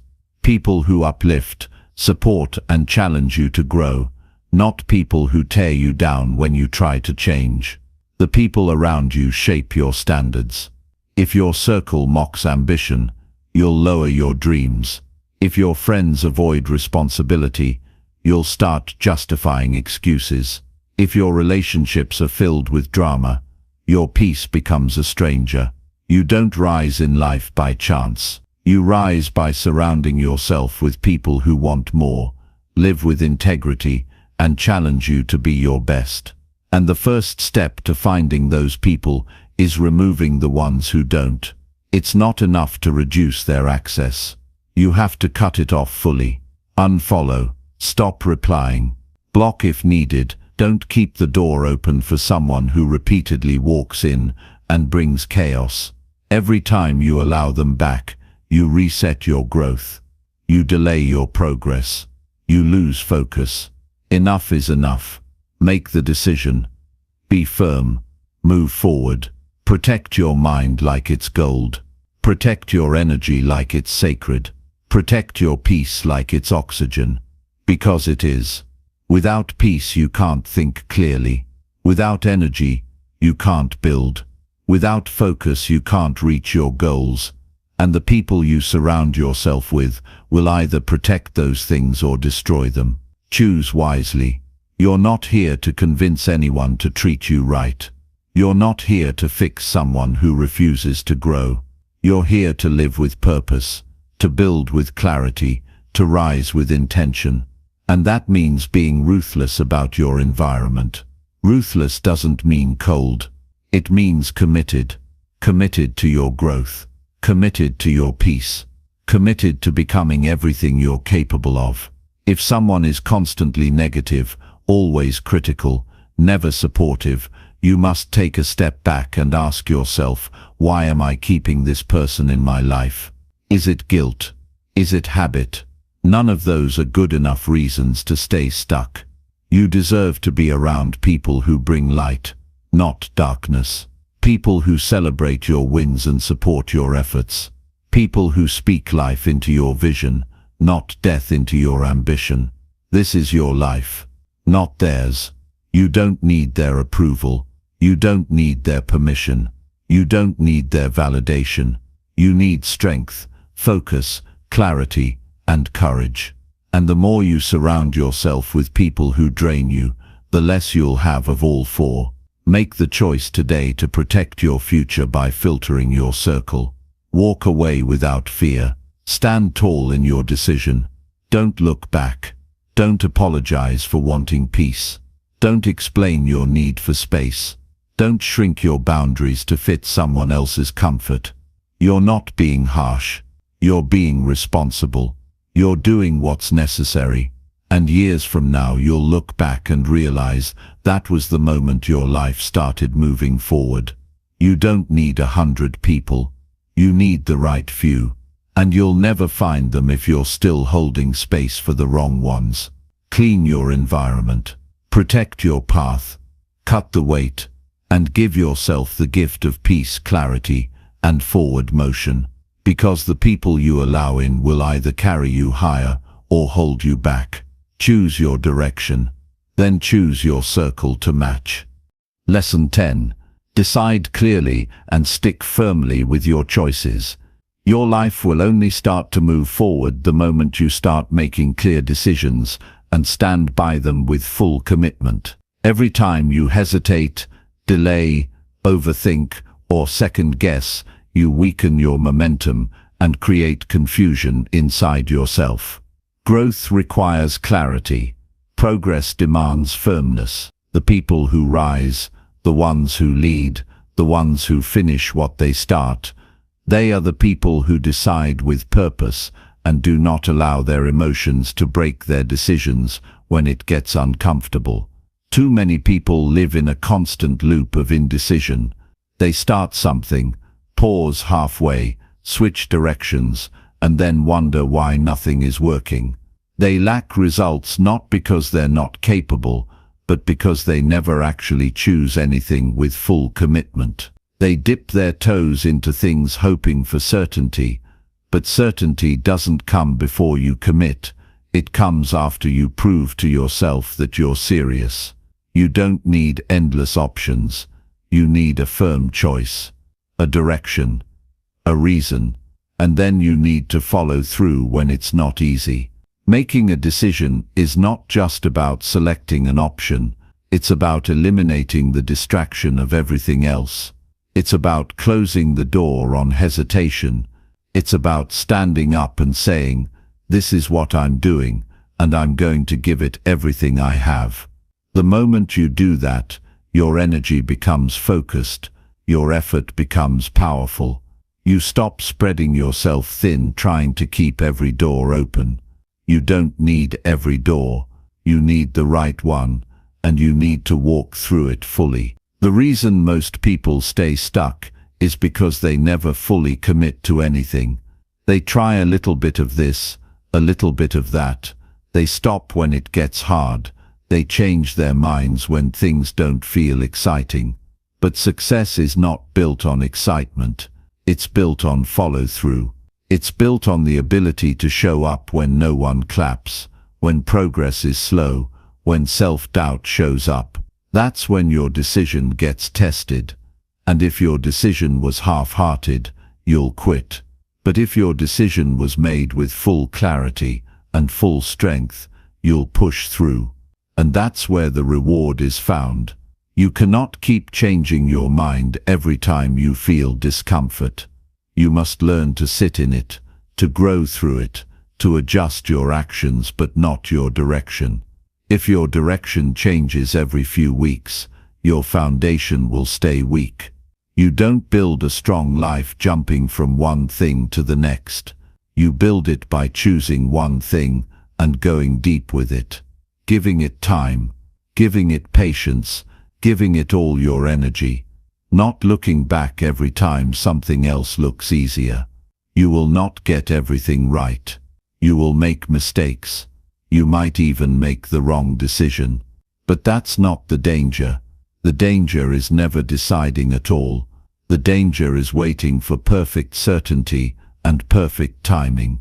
Both are illusions. There will never be a moment where you feel completely ready. There will always be fear. There will always be risk. But strong people move forward anyway. They say, This is the best decision I can make with what I know, and I'm going to trust myself enough to act on it. You must also stop asking for too many opinions. The more people you ask, the more confused you'll become. Everyone has a different perspective. Everyone sees things through their own experience. If you build your life based on everyone else's advice, you'll never feel settled. Learn to trust your own voice. Learn to sit still with your thoughts. Learn to weigh your options, make the call and move forward without needing everyone to agree. Your clarity must come from within. Once you make the decision, your job is not to constantly rethink it. Your job is to act on it, to build around it, to create structure, to hold yourself accountable.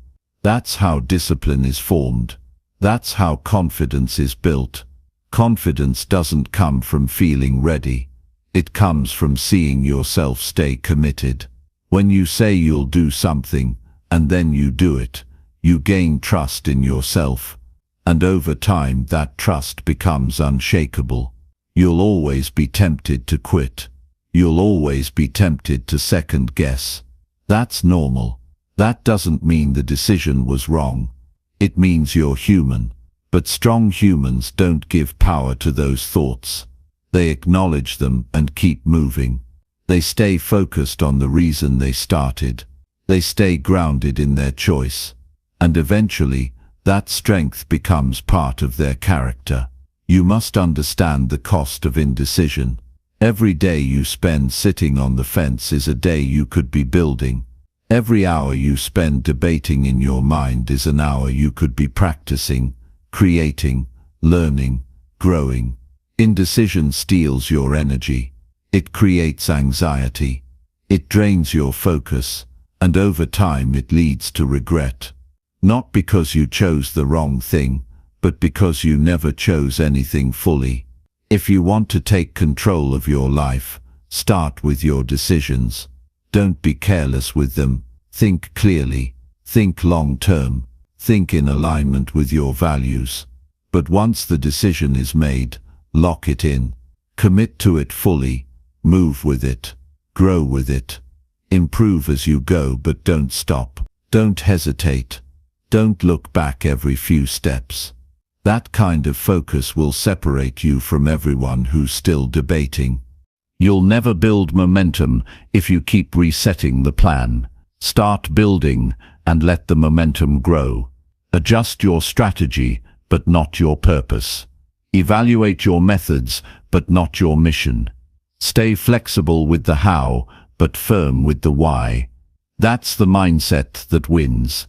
That's the approach that builds strong results. Every time you avoid making a decision, you teach yourself that hesitation is acceptable. But hesitation kills opportunities. It keeps you in the same place while others pass you by, not because they were smarter, but because they were faster to commit. You must become a person of action, a person who decides and follows through. That's how you gain respect, not just from others but from yourself.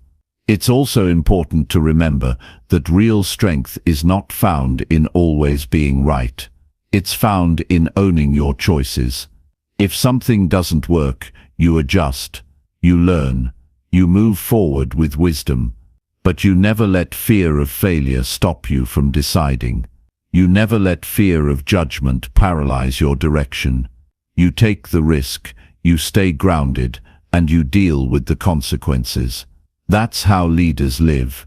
That's how builders think.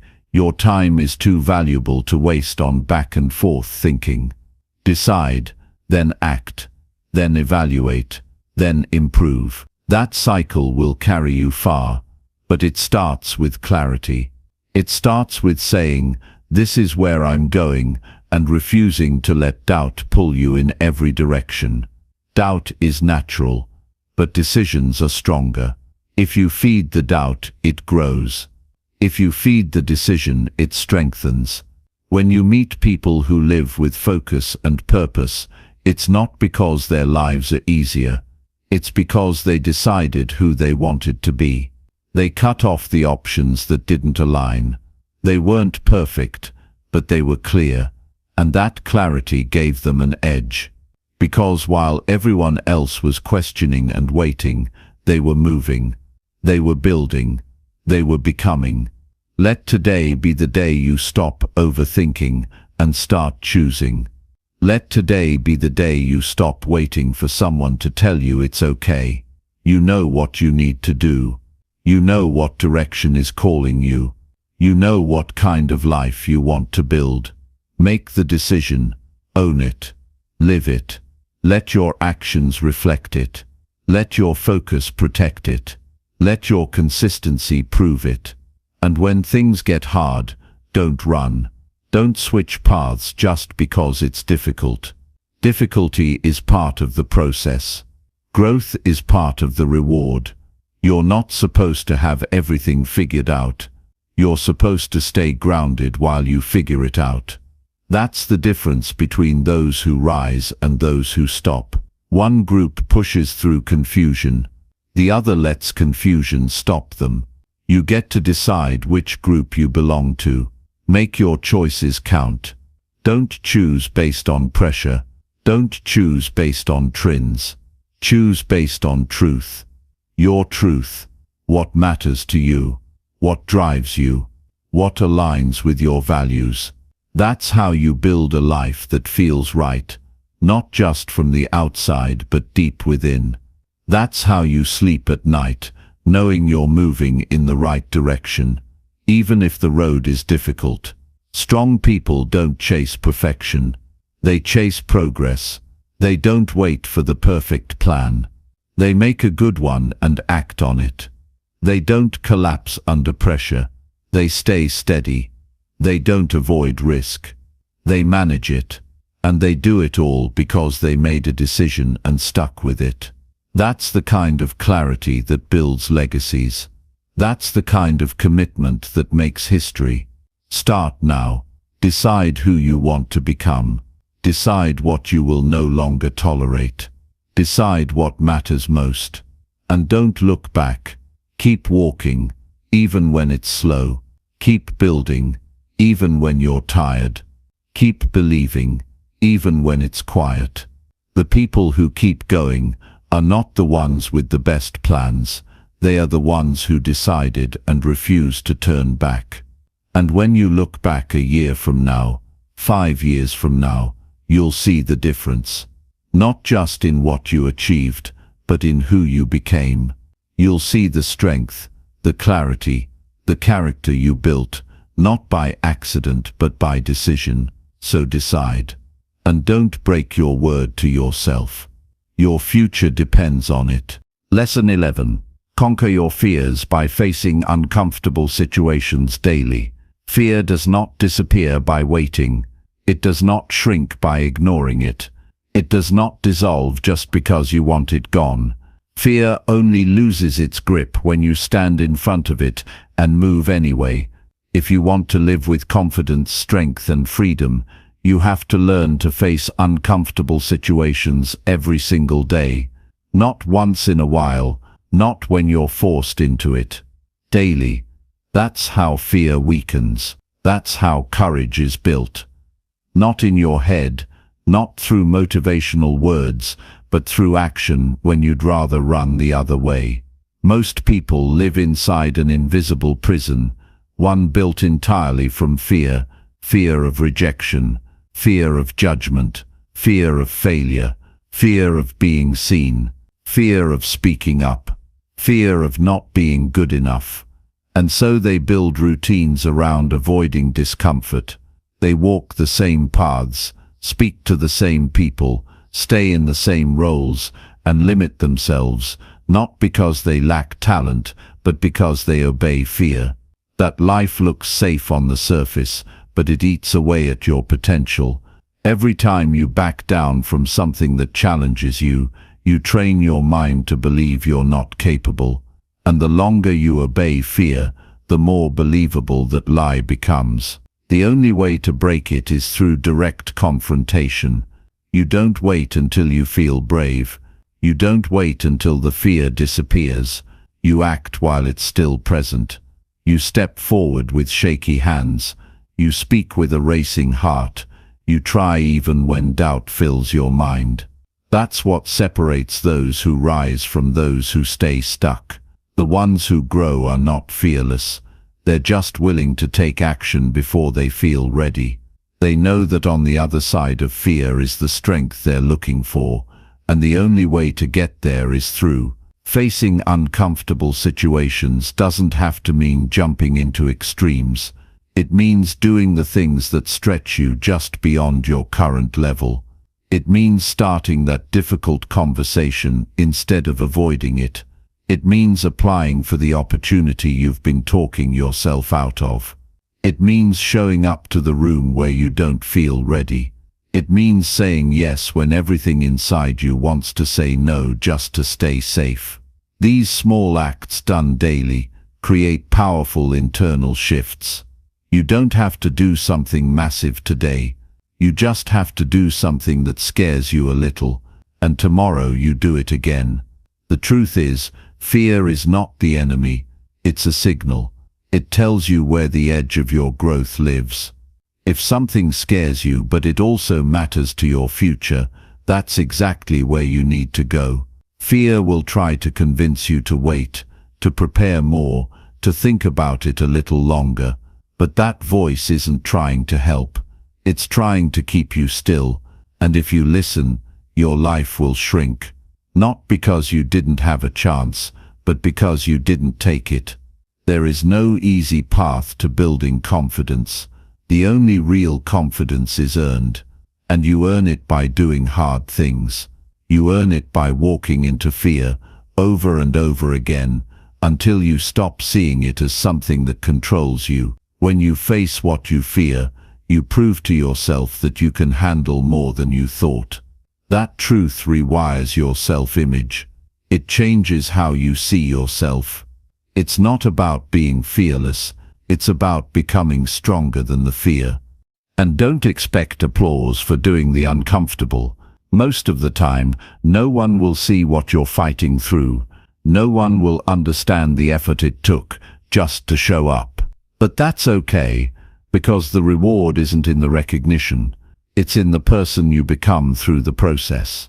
Every time you take a step into discomfort, you take a step toward your future. You sharpen your focus. You build mental toughness.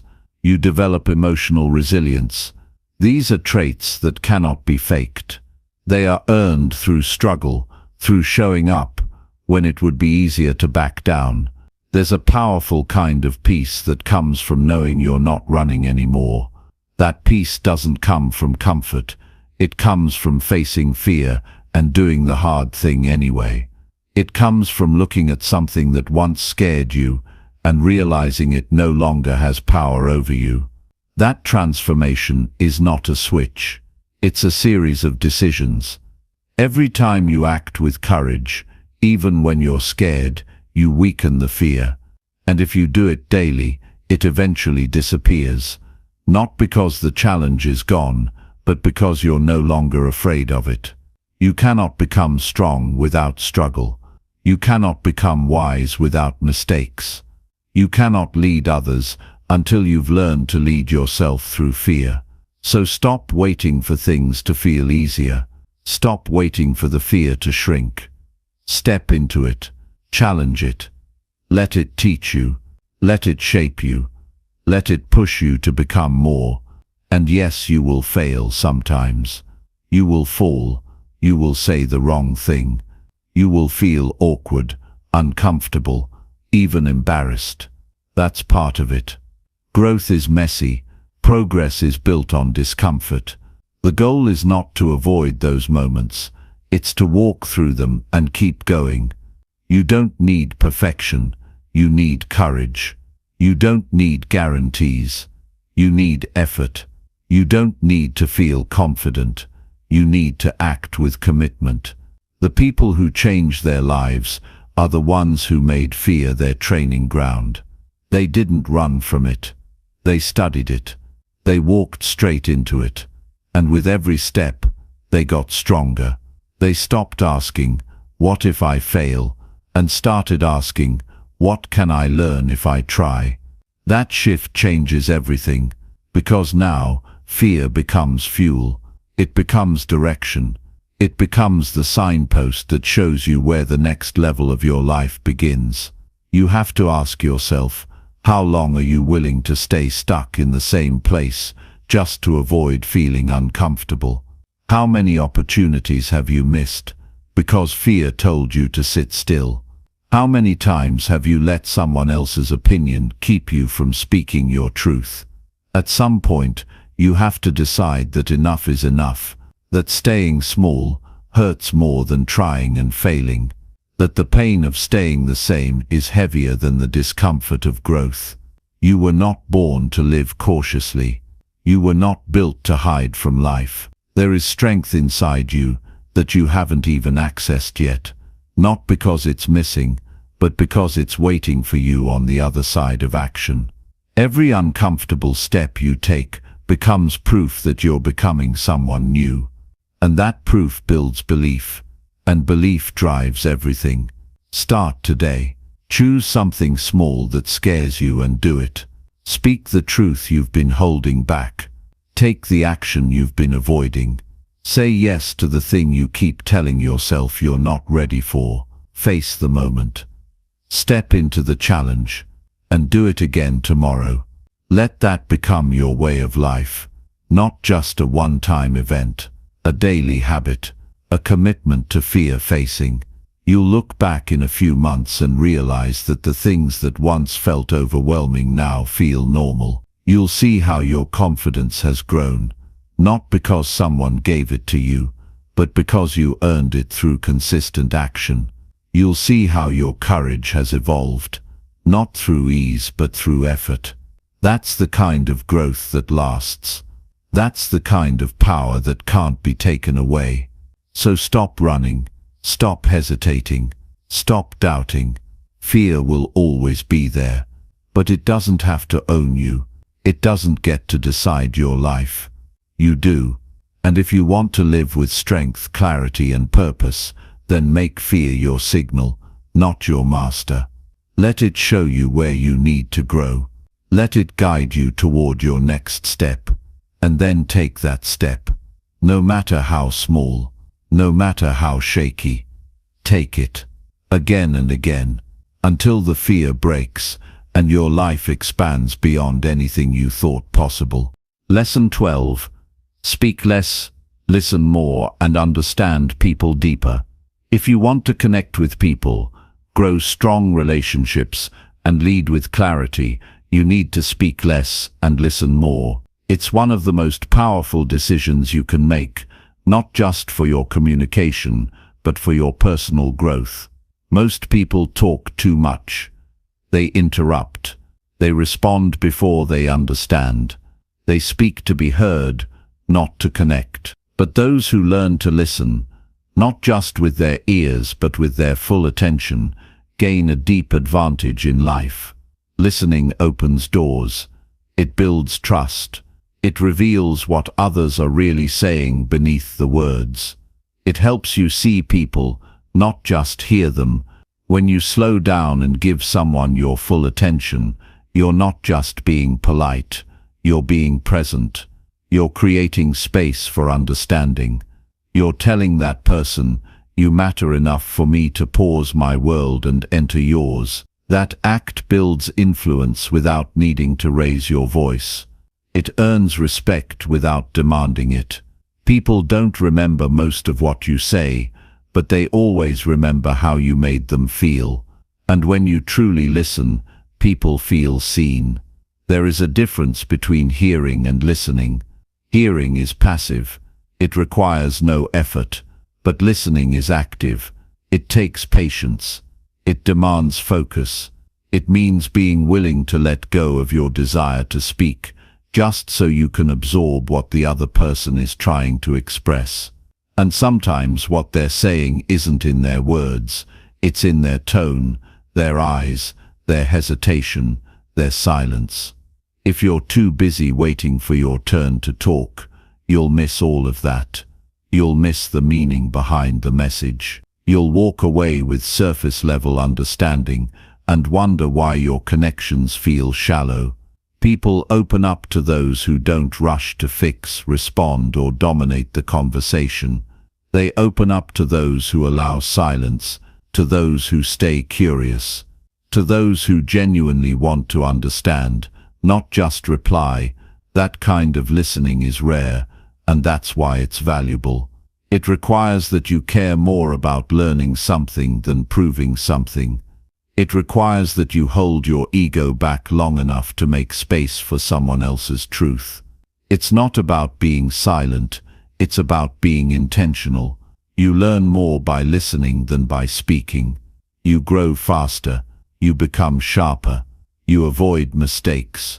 You learn how people think, how they feel, what they need. You pick up on details that others miss. And in every area of life, from leadership to business to relationships, those details matter. They make you more effective. They give you insight. They help you see what's really going on when others only see the surface. Speaking too quickly, too often, or too loud can weaken your presence. The more you talk without listening, the more noise you create, and noise pushes people away. But quiet confidence draws people in. A calm presence, a thoughtful pause, a few well-placed words after deep listening, that's what earns respect. That's what gives your words weight. When you speak less, the words you do speak carry more power. They land deeper. They come from clarity, not reaction. In a world filled with distraction and noise, focused listening becomes a superpower. It sets you apart. It creates deeper human connection. It helps you understand people in ways that data never could. You learn not just what people say, but why they say it. You start to notice patterns. You start to pick up on fears, hopes, insecurities, and dreams. You begin to build emotional intelligence, not through study, but through presence. Listening also changes your thinking. When you listen deeply, you stop assuming. You stop reacting based on surface-level impressions. You learn how to ask better questions. You realize how often people say things they don't mean or mean things they don't say. You become more aware of nuance. You stop thinking in black and white. That kind of growth expands your influence, not just with others but within yourself. Too many people lose opportunities, relationships, and respect simply because they don't listen. They dominate every space they enter. They always need the last word.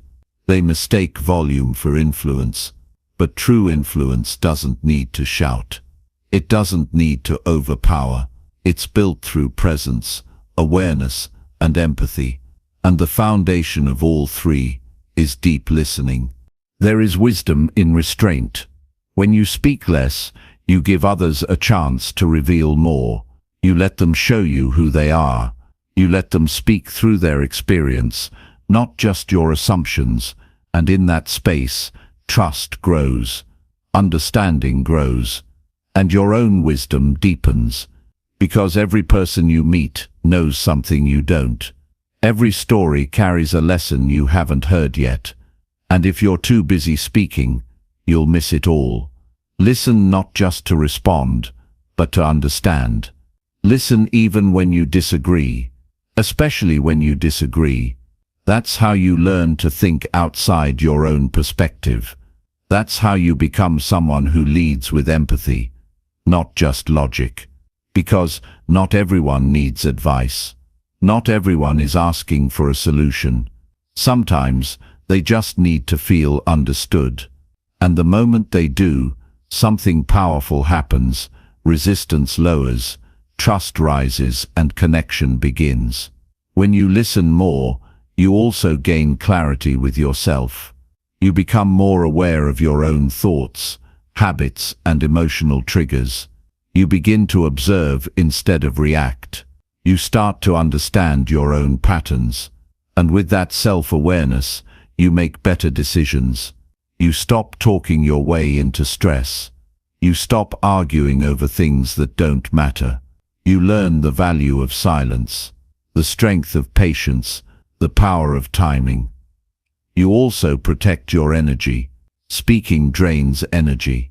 Listening preserves it. When you always feel the need to talk, to convince, to impress, you exhaust yourself. But when you listen, you learn.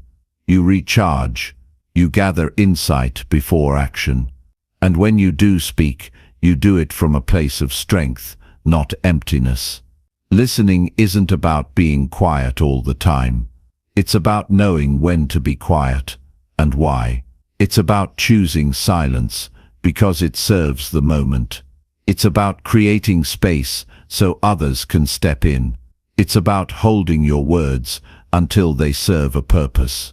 That kind of intentional silence is not weakness. It's wisdom. Learn to read between the lines. Learn to hear what's not being said.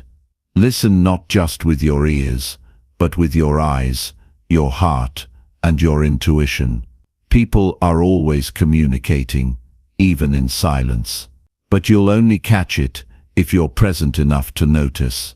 And that level of awareness comes through practice, daily, disciplined, focused listening.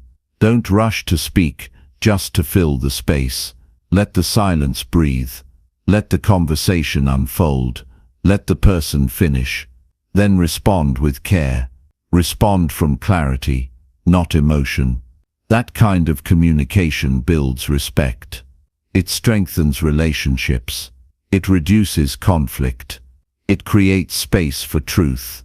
The more you listen, the more you grow, and the more you grow, the less you need to prove. You don't feel the urge to dominate every discussion. You don't need to win every debate. You start speaking with intention instead of impulse. And that shift makes you more powerful, not because you say more, but because you say what matters. Practice it daily. In conversations, pause before replying. In conflict, listen without preparing your defense. In meetings, hear the full message before adding your input. At home, listen with empathy, not judgment. In your friendships, let people speak freely without feeling corrected. This is not weakness. This is growth. This is maturity. This is strength. Let go of the need to impress. Let go of the urge to be the loudest. Let go of the habit of speaking before understanding. Replace it with curiosity, with patience, with genuine interest in others. When you understand people deeper, you stop judging them by surface-level behavior. You start seeing the story behind the action.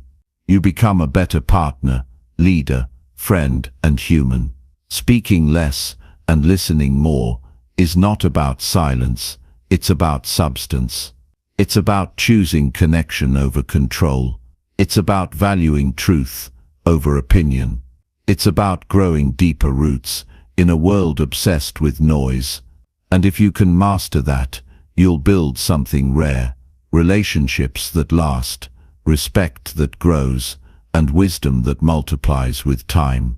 All because you chose to stop talking long enough to understand. Lesson 13. Develop powerful habits by repeating positive actions daily. If you want to take control of your life, you need to take control of your habits. Not once in a while. Not when it's convenient. Every single day, the quality of your life always reflects the quality of your habits. And your habits are not just actions, they're decisions you make without thinking. That means if you're not building the right ones, you're building the wrong ones by default. And those small daily decisions are either building your future or quietly destroying it. If you want to get better, if you want to become stronger, if you want to make progress that actually lasts, you must repeat the right actions again and again until they become part of who you are. The strongest people you see aren't relying on motivation to push them forward. They're relying on structure, on repetition, on habits that work, even when they're tired, even when life gets hard, even when the mood is gone. That's what separates discipline from wishful thinking. Positive habits are not exciting. They're not loud. They're not flashy. But they're powerful because they don't disappear when life gets messy. They stay. They carry you. They build momentum, and that momentum compounds every single day you choose to stay consistent. You don't have to change everything overnight. You just have to commit to repeating a small, useful action each day. Something that moves you forward. Something that strengthens your mind, sharpens your focus, or improves your health. You don't need a perfect plan. You need a simple one you can repeat. That's what turns effort into identity. It's not about intensity. It's about consistency. Because what you do occasionally will never compete with what you do daily. People often chase big results without realizing that all meaningful growth is built in the small moments.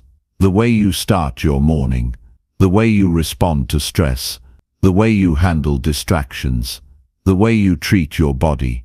These things matter more than a single burst of motivation. They shape who you become. If your habits are weak, your results will always be unpredictable. But if your habits are strong, your life becomes stable. You don't have to think about it. You just live it. That's the power of repetition. When you repeat positive actions daily, you stop relying on emotional highs. You don't need to feel like it. You just do it because it's who you are now. That shift creates freedom. Most people are trapped in a cycle of doing what feels good instead of doing what's right. But the ones who build powerful habits have made a different choice. They've decided that their future matters more than their mood, that their health matters more than convenience, that their peace matters more than comfort. Habits are not built by setting goals. They're built by setting systems. Systems are the routines you follow when you don't feel like pushing. The structure you create that keeps you moving. The plan you rely on that doesn't ask for permission from your emotions. And once those systems are in place, you free up energy to focus on what matters most. You stop wasting time trying to get motivated, and you start using that time to build something meaningful. You don't need perfect conditions to begin. You need commitment. You need to show up, even if it's not pretty, even if you're tired, even if it's slow. Every time you repeat a positive action, you make it easier to do it again tomorrow. And if you do it again tomorrow, it becomes part of your routine. If you keep doing it, it becomes who you are. Not something you try, but something you live. Repetition builds identity. Every time you follow through, you send a message to yourself. I am someone who follows through. Every time you complete the habit, you prove to yourself that you're capable. And the more proof you collect, the more confident you become. You don't have to convince yourself that you're disciplined. You have the evidence. You don't have to wonder if you're improving. You can see the results. And all of that comes from doing the small things well, again and again. There's no shortcut to powerful habits. You can't fake consistency. You either show up or you don't. But the good news is, you don't have to be perfect. You just have to be honest. If you miss a day, get back on track. Don't lie to yourself. Don't make excuses. Don't pretend it doesn't matter. Own it. Adjust. Return to your routine. One missed day doesn't break the habit. Quitting does. The longer you repeat the right actions, the less effort it takes. Your brain starts to automate the behavior.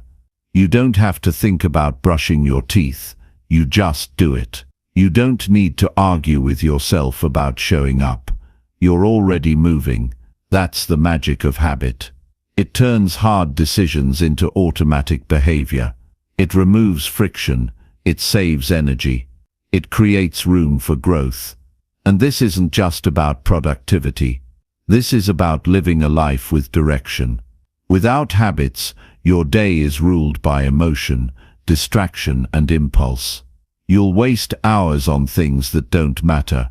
You'll drift instead of decide. You'll react instead of build. But with habits, your life gets structure. You become intentional. You start directing your energy instead of leaking it everywhere. That difference creates results. When you develop powerful habits, you start to believe in yourself again. Not because you've achieved everything, but because you know you're showing up. You know you're doing your part. And that belief builds strength.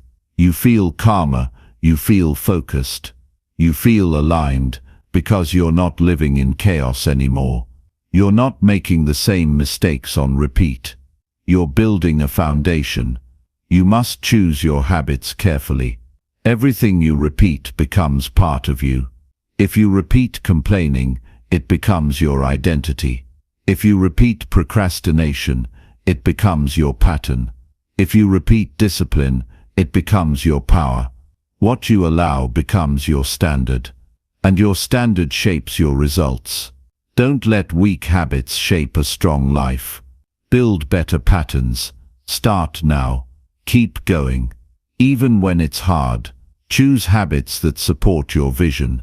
Choose habits that sharpen your mind, protect your body, strengthen your relationships, and expand your thinking.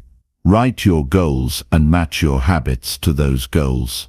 Ask yourself, what does the version of me I want to become do every day? Start doing those things, even on a small scale, then keep doing them. That's how you close the gap between where you are and where you want to be. And don't wait for motivation. Motivation is a spark, but habit is the fire. Motivation fades, habits stay. Build the system, follow the process. Let discipline carry you when the excitement wears off. You won't always feel like it, but that's why you need habits. They carry you through the days when your feelings try to stop you. Track your progress. Celebrate consistency, not perfection. Reward yourself for staying on course. Notice how your thinking changes. Notice how your energy improves. Watch how your results compound. And remember, it's not about doing it once. It's about doing it every day. The power is in the repetition. You'll look back one day and realize how far you've come. Not because of one big decision, but because of thousands of small ones. Not because of one dramatic moment, but because of daily quiet commitment. That's how greatness is built. That's how confidence is formed. That's how discipline becomes identity. By repeating what works. Every day, without excuse. Start now. Don't wait for a better time. Choose one small habit that matters. Keep it simple. Make it count. And commit to doing it daily. Then build on it. Add another. Create a rhythm. Stick to it. Protect it. And watch your life begin to transform. Not by accident, but by design. One habit at a time. One day at a time. One strong decision at a time. That's how powerful habits are built. And once they're built, they take you further than motivation ever could. Lesson 14. Reject excuses completely and always take full ownership.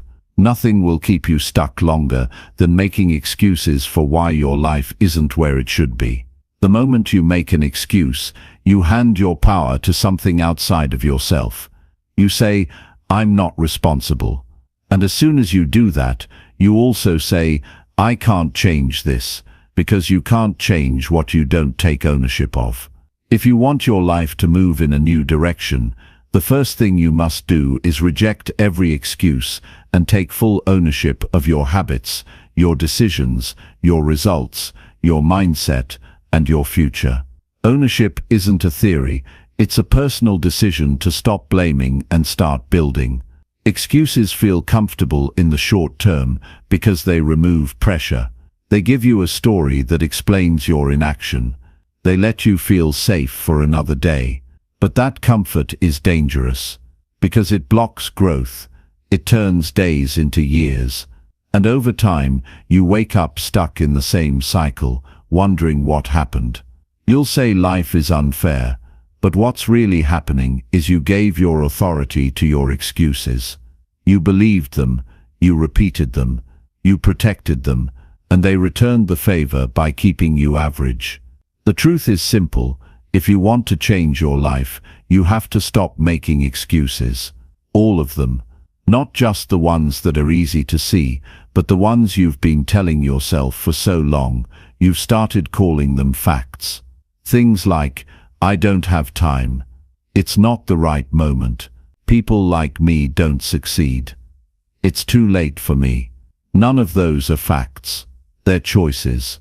You can find time. You can create your moment. You can rise above your story. But only if you stop defending the lie and start standing up for your potential. People waste years waiting for better circumstances, but life is never going to line up perfectly. Things will always be messy. You'll always be busy. Something will always feel like it's missing. The people who succeed are not the ones who have the best conditions. They are the ones who say, I'm responsible anyway. They don't blame the economy, their past, their upbringing, or their situation. They wake up, look in the mirror, and say, if this changes, it starts with me. That mindset creates transformation. It forces you to grow, because now you're not just thinking about improvement, you're acting on it. You're not waiting for change, you are change. That's the power of ownership. It puts the focus back where it belongs, on what you can do, on what's in your hands, on what you can control today. Taking ownership doesn't mean you blame yourself for everything. It means you take full responsibility for how you respond, how you show up, and what you choose to build going forward. It means you stop waiting for someone else to fix it. You stop hiding behind circumstances. You stop expecting a lucky break. You become the reason your life improves, not a lucky break, not a miracle, not someone else's approval. When you live this way, your excuses start to lose their grip. You stop saying, I can't, and start asking, how can I? You stop focusing on the problem and start looking for the next step. You stop identifying with your past and start building toward your potential. This doesn't happen overnight. It happens one honest decision at a time. Start by calling yourself out. When you catch yourself justifying failure, stop. When you hear yourself blaming someone else, pause. When you hear that little voice say, I'll do it tomorrow, recognize it as the voice that's been stealing your time. Silence it. Replace it. Say, no, I do it now. I own it now. I move now. That level of accountability builds trust, not just with others, but with yourself. You can't respect yourself if you keep lying to yourself. And every excuse is a small lie, dressed up as a reason. When you say, I didn't have time, but you spent hours on distractions, that's not time. It's choice. When you say, no one helped me, but you never asked for help, that's not isolation. It's pride. When you say, it's too late but you still wake up breathing, that's not truth. It's fear. If you want respect, replace the lie with ownership. Say what really happened. Admit what you avoided. Then get to work fixing it. That's where real strength is built. Not in comfort, not in blame, in brutal honesty. When you say, I haven't done what I said I'd do, but I'm changing that right now, that's strength. That's maturity. That's the mindset of a builder, a finisher, a leader. You don't need to explain yourself to the world. You need to prove yourself through your actions. And that begins when you stop making space for excuses. Ownership means showing up when you're tired, following through when it's not convenient, saying no to distractions, even when they're tempting, facing failure and using it as feedback. adjusting when your plan doesn't work, staying disciplined when no one's watching, and not once blaming the world for what you chose not to do. You want progress. This is the path. It's not loud, it's not flashy, but it works. Every time. When you take full ownership, you become immune to victim thinking. You stop asking, "Why is this happening to me?" and start asking, "What can I do about it?" That question gives you power. It gives you clarity. It opens up options. It shifts your focus from problems to solutions. And when you live in solutions, you make progress faster than anyone who's still sitting around waiting for someone to save them. People who make excuses may win sympathy, but they never win respect. Respect is earned by those who stand up, own their mistakes, and keep pushing forward. Respect is earned by those who take hits and don't blame others, by those who fall and rise without complaint, by those who accept the reality, adjust their behavior, and move forward with strength. That's the kind of person others follow. That's the kind of person others believe in. And most importantly, that's the kind of person who starts to believe in themselves. Every area of your life will improve when you remove excuses. Your health, your work, your relationships, your finances, your self-respect. Not because things magically get better, but because you stop waiting and start doing. You stop blaming and start building. You stop explaining and start executing. That's what ownership gives you. It clears the noise, it raises the standard, it shifts your focus to what actually matters. Your behavior, your consistency, your mindset. You will make mistakes. You will fall short. But that doesn't mean you need to hide. It means you take responsibility, fix what you can, and move forward better than you were yesterday. Excuses keep you focused on shame. Ownership puts your attention on solutions. And when your mind is on solutions, growth becomes automatic. Don't settle for being almost committed. Don't live in the middle between trying and blaming. Pick a side. Either you run your life or it runs you. Either you own your choices or you live with regrets. Either you face the truth or you hide in stories. There is no neutral. Every day you either build strength or build excuses. The difference is who you choose to be. You don't need to be perfect. You need to be real, honest, focused. You need to stop pointing fingers and start asking yourself what you can improve. Not later, not next week. Now that decision, made over and over again, creates the person who becomes unshakable. And that person wasn't born with more talent, more opportunity, or more luck. They just decided to stop running and start owning everything. If you want a better future, stop explaining why you haven't started. Stop blaming your surroundings. Stop waiting for approval. Take the first step, and then take another. If it doesn't work, adjust. But don't stop. And don't talk yourself out of progress with old excuses. They've already taken enough from you. Ownership gives you options. Excuses take them away. Ownership gives you direction. Excuses keep you lost. Ownership creates growth. Excuses protect weakness. If you want power, choose ownership. If you want freedom, choose ownership. If you want to build something that lasts, choose ownership. And the best part is, this decision is always available.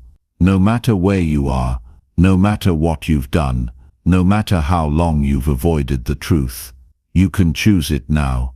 You can say, I've been running, but I'm not running anymore. You can take back your voice, your time, your future. All it takes is one decision, no more excuses, full ownership. And once you make that decision, your life will never be the same. Lesson 15. Save money wisely and spend on experiences that matter. Most people work hard to earn money, but very few learn how to manage it wisely. They spend more than they save. They buy things to impress others. They chase short-term pleasure instead of building long-term peace. If you want to live a meaningful and secure life, you must learn to save your money with intention and spend it on experiences that truly matter. Not on trends, not on impulse, not on what looks good on the outside, but feels empty on the inside. The way you handle your money reveals how you see your future. If you spend carelessly, you are not thinking beyond today. But if you save wisely, you are choosing to protect your future self from struggle and regret. Saving money is not about being stingy. It's about being smart. It's about learning the difference between value and noise. Not everything that's available deserves your money. Not everything advertised will improve your life. Just because you can buy it doesn't mean you should. People fall into financial traps every day by chasing convenience, status, or comfort. But those things fade. What stays are the habits you build. And your financial habits either work for you or against you every single day. When you save consistently, even small amounts, you create freedom. Freedom from panic when emergencies hit. Freedom from debt. Freedom from depending on others. Freedom from living paycheck to paycheck. It's not about how much you earn. It's about how you manage what you keep. You can earn 6 figures and still be broke if your spending has no discipline. And you can earn modestly and build wealth if your saving is intentional. Start by being brutally honest about where your money goes. Every dollar you spend is a vote for the kind of life you're building. If most of your money goes to things that bring no growth, no peace, no meaning, you're silently saying yes to a future filled with stress and emptiness. Saving is a signal to yourself that you care about tomorrow. It's a way of saying, I'm not living recklessly anymore. I'm planning. I'm preparing. I'm choosing security over impulse. But don't just save blindly. Save with purpose. Save with goals. Save because you have a vision for your life that requires resources, not regrets. Whether it's a home, a business, a trip that opens your mind, an investment that builds passive income, whatever it is, your money needs to be directed by your values. Without direction, your money gets wasted. Without purpose, you'll keep spending to fill emotional gaps instead of using your money to grow. People often think experiences have to be expensive to be meaningful. That's not true. The most valuable experiences are not always the ones with the highest price tags. They're the ones that leave you changed. The ones that create memories. The ones that teach you something real. Spending on experiences that matter means putting your money into moments that expand your life, not just decorate it. A concert with someone you love. A class that improves your skills. A solo trip that clears your mind. A retreat that resets your focus. A dinner that deepens a relationship.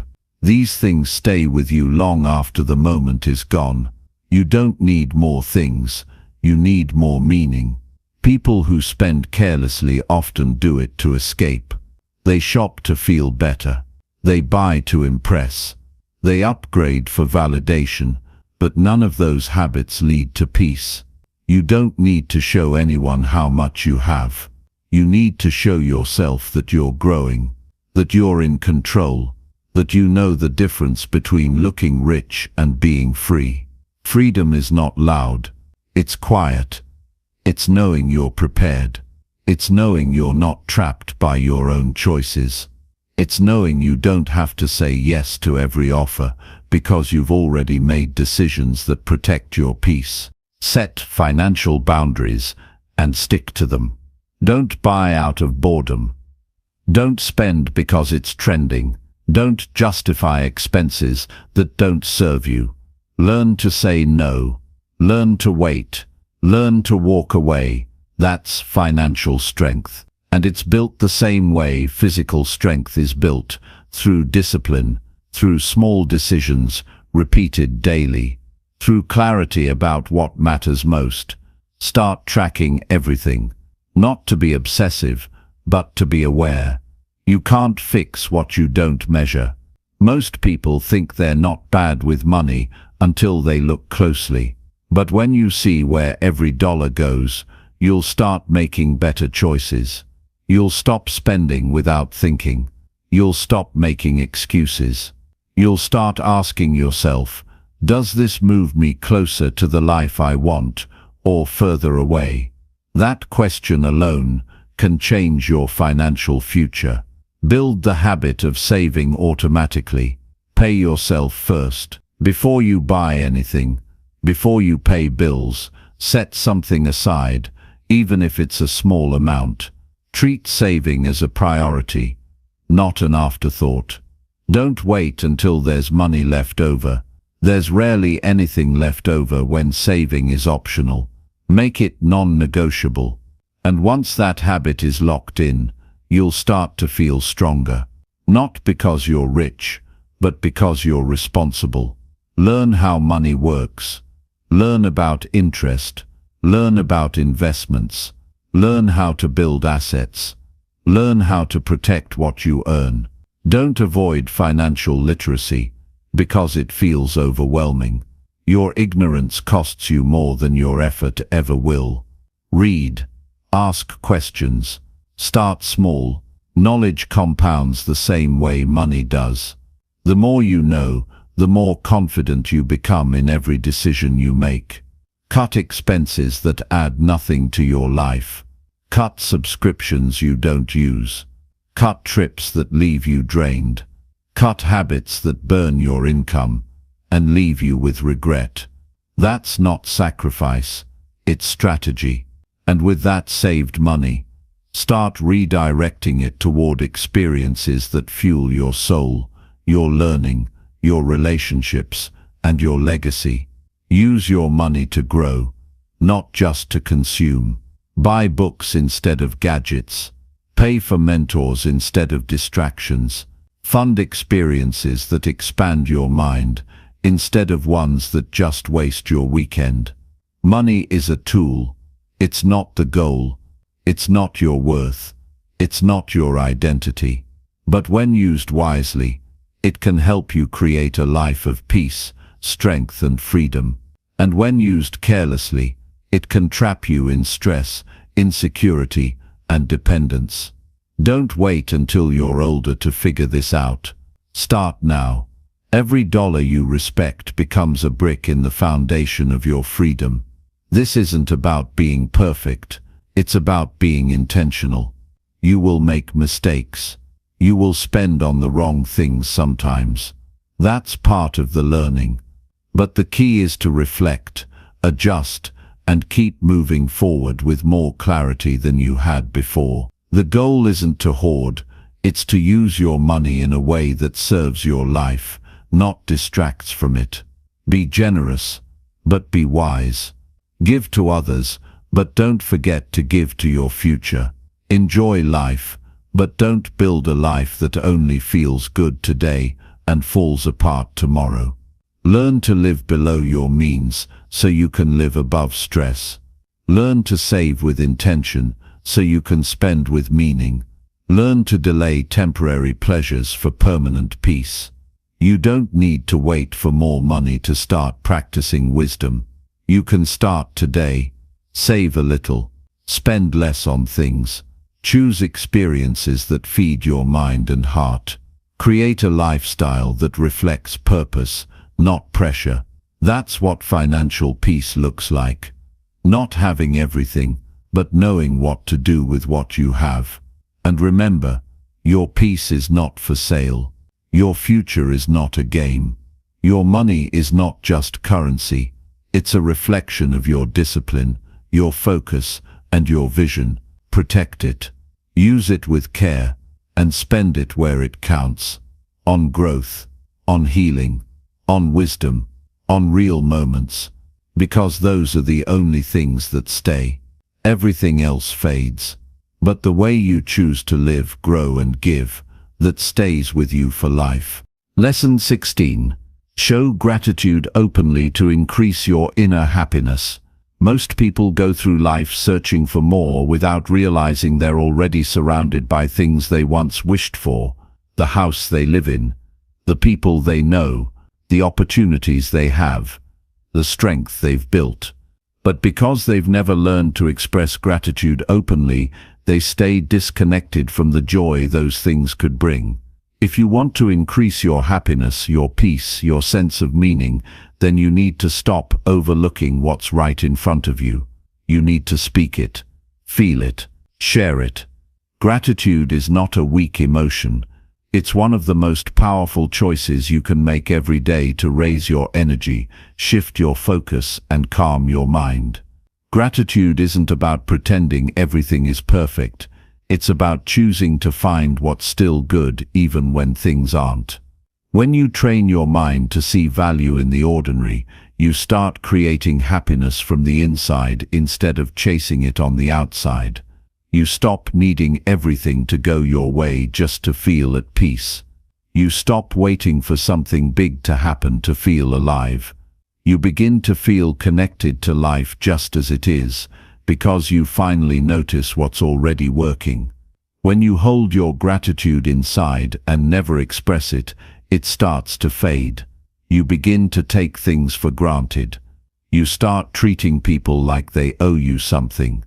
You stop appreciating your progress. That quiet dissatisfaction grows, and even when good things happen, you can't feel them fully. But when you start speaking gratitude out loud, writing it down, showing it through your actions, you bring life back into what was becoming dull. You remind yourself of what really matters. You shift your energy from lack to presence. You wake up to the value of the moment you're living. Start simple.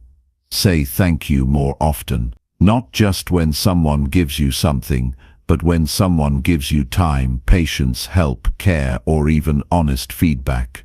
Say it when it's unexpected. Say it when it's uncomfortable.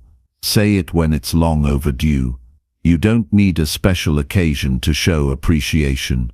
Every moment is a chance to let someone know they've made a difference in your life, even in a small way. Don't just feel grateful. Act like it. Let your words reflect it. Let your actions show it. Write a message, make a call, speak it face to face. Let people hear the truth while they're still around to hear it. So many people wait too long to express how they feel. They wait until someone's gone, or until it's too late. But gratitude delayed is a moment missed. Say it now. Let it be heard. Let it matter. Your inner peace depends more on your perspective than your position. If you keep focusing on what's missing, you'll always feel empty, even if you gain everything. But if you focus on what's present, you can feel content even when things are uncertain. That shift doesn't happen by accident. You have to train yourself to see the good, to speak it, to feel it deeply, to give thanks for what's small, consistent, and easy to overlook. Gratitude strengthens your relationships.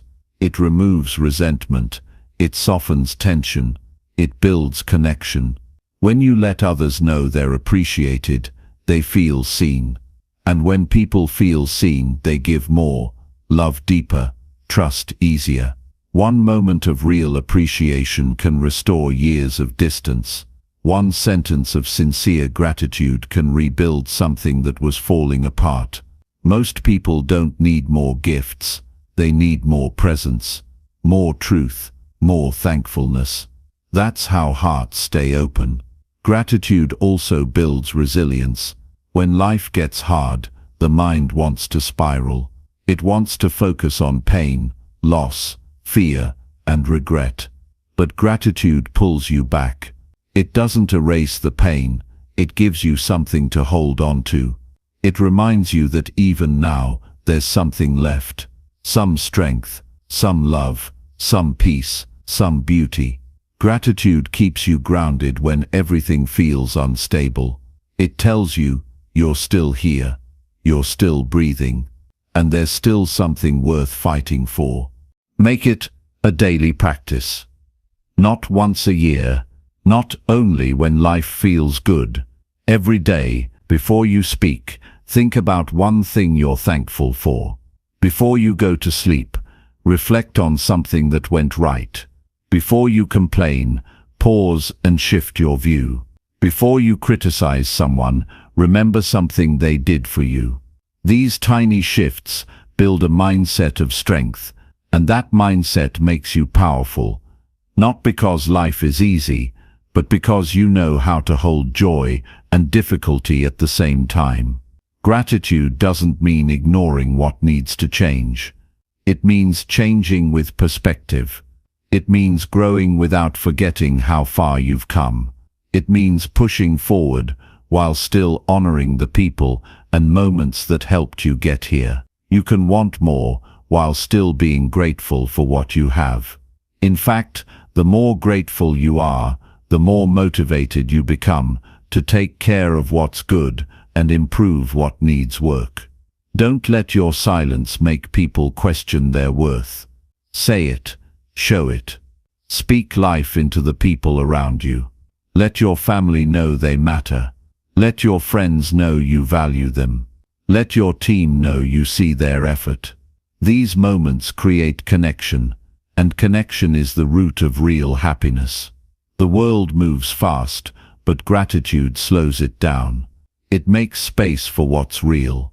It gives you a chance to appreciate the journey, not just the destination. Be grateful for your struggles too, not because they're fun, but because they shape you. They teach you. They make you stronger, wiser, sharper. Look at the hard moments and ask, what did I learn? What did I gain? How did I grow? That's how you turn pain into power. That's how you keep moving with purpose. Your life becomes richer when you notice what you already have. When you look around and say, this is enough, and I can still grow. Gratitude doesn't take away your ambition. It gives it depth. It makes you work not from lack, but from love. Not because you hate where you are, but because you respect yourself enough to build on it. Don't hide your appreciation. Don't act like it's weak to be thankful. It's the strongest thing you can do. It lifts your mind. It softens your heart. It changes the atmosphere around you. Gratitude doesn't need to be poetic. It needs to be real. Speak it raw. Speak it clearly. Speak it while you can.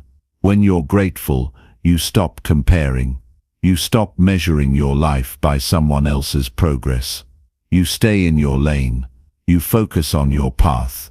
You honor your own pace. Because you're not chasing a feeling anymore. You're creating one. Inside, daily, quietly, through appreciation. Gratitude makes you more generous. You realize how much you've received. And you want to give back. You want to support. You want to share. You want to lift others. That's how happiness expands, not by collecting more, but by giving more from a place of fullness. The more grateful you become, the more you start to overflow. And that overflow blesses the people around you. You don't need perfect circumstances to be thankful. You need awareness. You need presence. You need to slow down long enough to notice the things that matter. The people who stayed, the progress you made, the strength you've built, the moments of peace, the quiet wins. They're there, always, but you have to look for them. And when you find them, name them, speak them, share them. That's how you build real happiness. Not by chasing the next thing, but by recognizing what's already here. Gratitude anchors you. It reminds you of your foundation. It keeps you from drifting into emptiness. It brings you back to what's real. And when you live from that place, everything begins to feel different. Not because life changed, but because your view of it did. So speak your gratitude daily. Let it be seen. Let it be heard. Let it shape the way you walk through life, not just quietly in your head, but openly with your words and actions. Make it part of who you are, and you'll carry joy wherever you go. Not because everything's perfect, but because you've learned to see the beauty in what's already yours. That's real strength. That's deep happiness. And that's a life worth living. Lesson 17. Live healthy now to have the energy you need. Most people wait until something goes wrong with their health before they take it seriously. They push their body to the limit. They eat without thinking. They sleep when they crash. And they move only when they have to. And then, when their energy is gone, when their mind is tired, when their body starts sending warning signs, they wish they had done it differently. But you don't need to wait for that moment. You can choose to live healthy now before you're forced to. You can take care of yourself, not just to avoid sickness, but to gain strength, to build energy, to feel alive every day. Because no matter what goals you have, no matter what dreams you're chasing, if your health is failing, your progress will always be limited. When you feel good physically, you think clearer. You make sharper decisions. You communicate better. You show up with more presence. Energy isn't just something you need to exercise, it's something you need to live fully. And that energy doesn't come from luck. It comes from discipline, from the choices you make daily, what you eat, how you move, when you sleep, what you avoid. It's not about being perfect, it's about being aware. Your body responds to your habits, and over time, those habits either support your life or steal from it. Living healthy doesn't mean going on a strict diet or chasing unrealistic goals. It means treating your body with respect, giving it what it needs, not what feels good for the moment. Drinking water instead of energy drinks. Choosing real food instead of processed garbage. Getting up to move even when it's easier to sit. Saying no to what harms you and yes to what keeps you strong. These choices matter, not just because they change your appearance, but because they sharpen your mind and increase your capacity. When your energy is low, your patience runs short, your focus slips, your motivation drops. You feel irritated, you doubt yourself more, you lose the drive to pursue your goals. And often this isn't a mindset issue, it's a health issue. If your body's tired, your mind suffers. You can't separate the two. If you want mental clarity, you need physical strength. If you want emotional balance, you need physical care. Taking care of your body isn't a side project. It's the foundation. People say they don't have time to be healthy. But the truth is, when you're unhealthy, everything takes longer. You move slower. You recover slower. You work slower. You lose hours to fatigue. You get distracted easily. You spend time fighting off the effects of poor choices instead of building the life you want. Living healthy saves you time. It gives you more hours with clarity, focus, strength, and drive. That's not a sacrifice. That's a strategy. Start by moving every day, even a short walk, even simple stretching. Your body is designed to move. When you don't, it gets stiff. It gets sluggish. Movement wakes it up. It gets your blood flowing, clears your head, and brings you back into your body. It's not about punishing workouts. It's about consistent movement. Make it part of your routine. Treat it like a meeting you can't miss. Fuel your body. Don't just feed it. Food is fuel. What you put in affects how you perform. It affects your brain, your energy, your mood. If you eat garbage, you'll feel like it.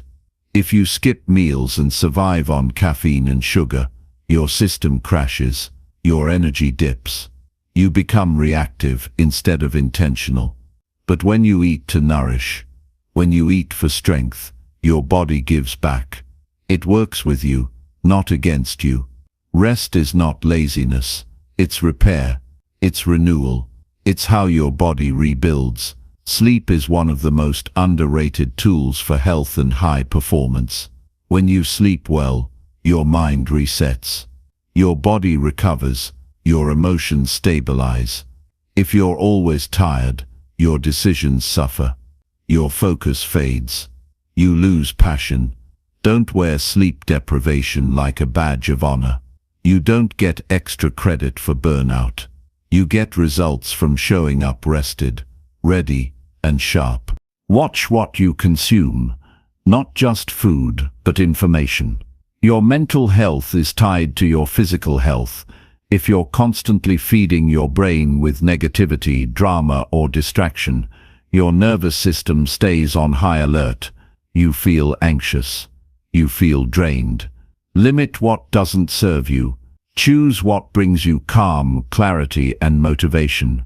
Your brain needs peace just as much as your body needs fuel. Health also includes how you breathe, how you handle stress, how you treat your environment. Shallow breathing, constant tension, toxic spaces, these things weigh you down. Pay attention to them. Breathe deeply. Create space for stillness. Protect your peace like it's your energy source, because it is. Stress kills energy. It burns through your focus. You must learn how to manage it, how to reset your system daily so it doesn't control your actions. The people who sustain success, who lead with strength, who keep showing up, they're not just focused on goals, they're focused on energy. Because energy is what sustains effort. Without it, even the best strategy falls apart. You don't rise through hustle alone. You rise through alignment.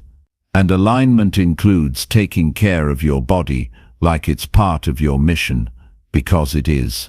Stop waiting for motivation to start. Start anyway. Build momentum. Let your body feel what strength feels like. Let your mind wake up to what clarity feels like.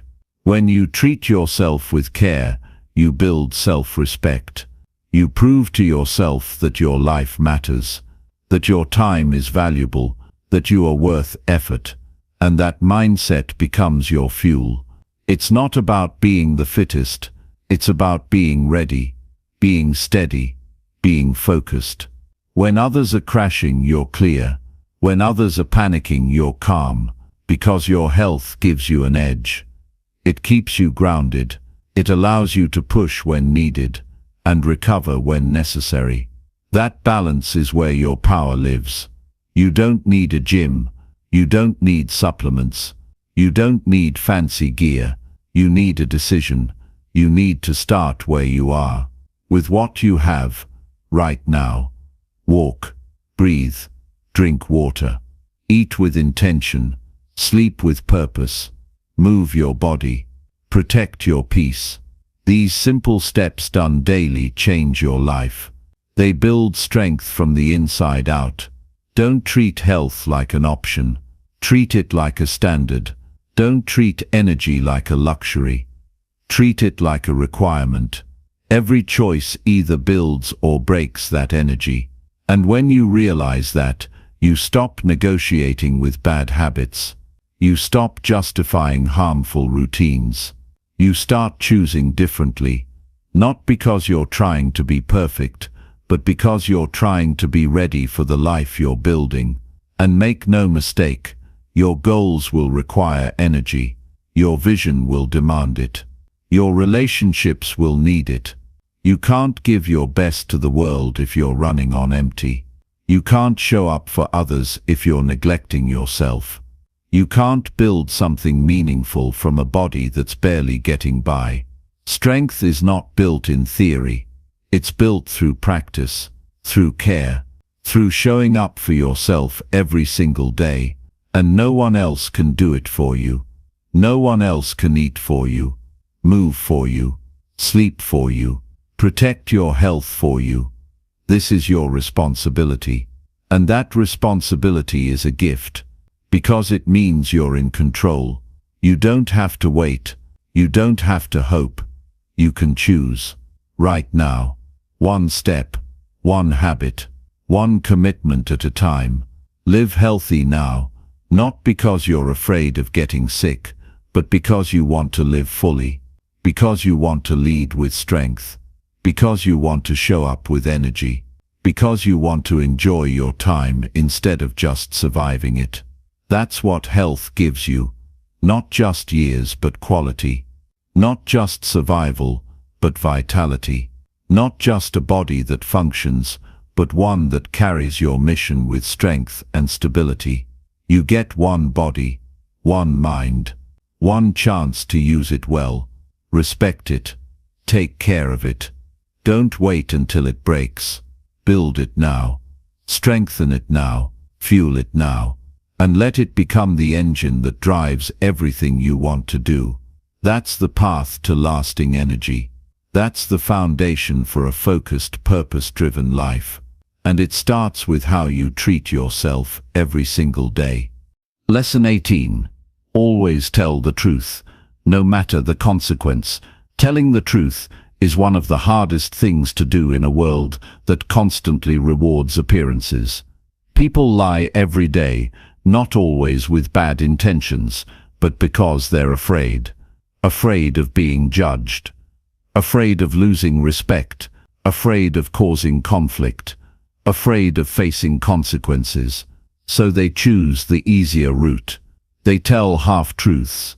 They hide what matters.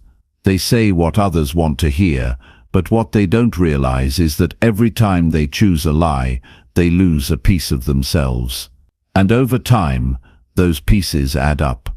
Their integrity weakens, their confidence fades, their relationships become hollow, and their life drifts further and further from what's real. When you always tell the truth, no matter the consequence, you build something inside that no one can take from you, self-respect. Because even if things go wrong, even if people disagree, even if the truth costs you something in the moment, you know you stood with honesty. That clarity builds inner strength. It gives you peace when others live in chaos. It gives you direction when others are lost in confusion. It helps you sleep at night, knowing you didn't betray yourself to please someone else. Telling the truth doesn't mean being cruel. It means being clear.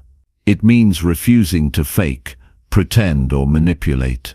It means facing life with your eyes open and your heart strong.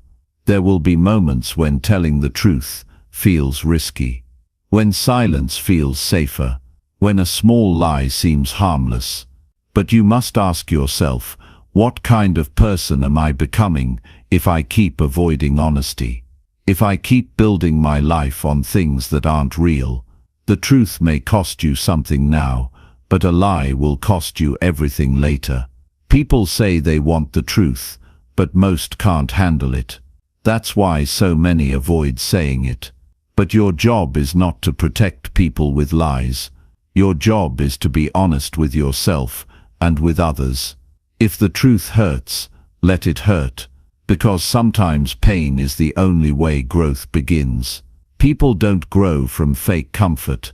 They grow from real conversations, hard moments, uncomfortable truths. If you care about someone, you'll be honest with them, not to bring them down, but to help them rise. You also need to be honest with yourself. That's where truth begins. Stop pretending you're okay when you're not. Stop telling yourself you'll change when you haven't committed. Stop blaming others when you know it's on you. Stop saying you're doing your best when deep down you know you're playing it safe. That kind of honesty stings, but it's the only way forward. You can't change what you won't face. You can't grow from what you keep denying. Truth builds trust, and trust is the foundation of every strong relationship. When people know you're honest, They know they can count on you. Even if they don't agree with everything you say, they'll respect you. They'll value your words. They'll come to you for real answers. Because honesty is rare. It's easy to be liked when you say what's popular, but real respect comes when you speak the truth, with consistency and courage. There's a cost to every lie, even the small ones. They pile up. They create pressure. They force you to remember what you said and who you said it to. They create distance. They destroy clarity.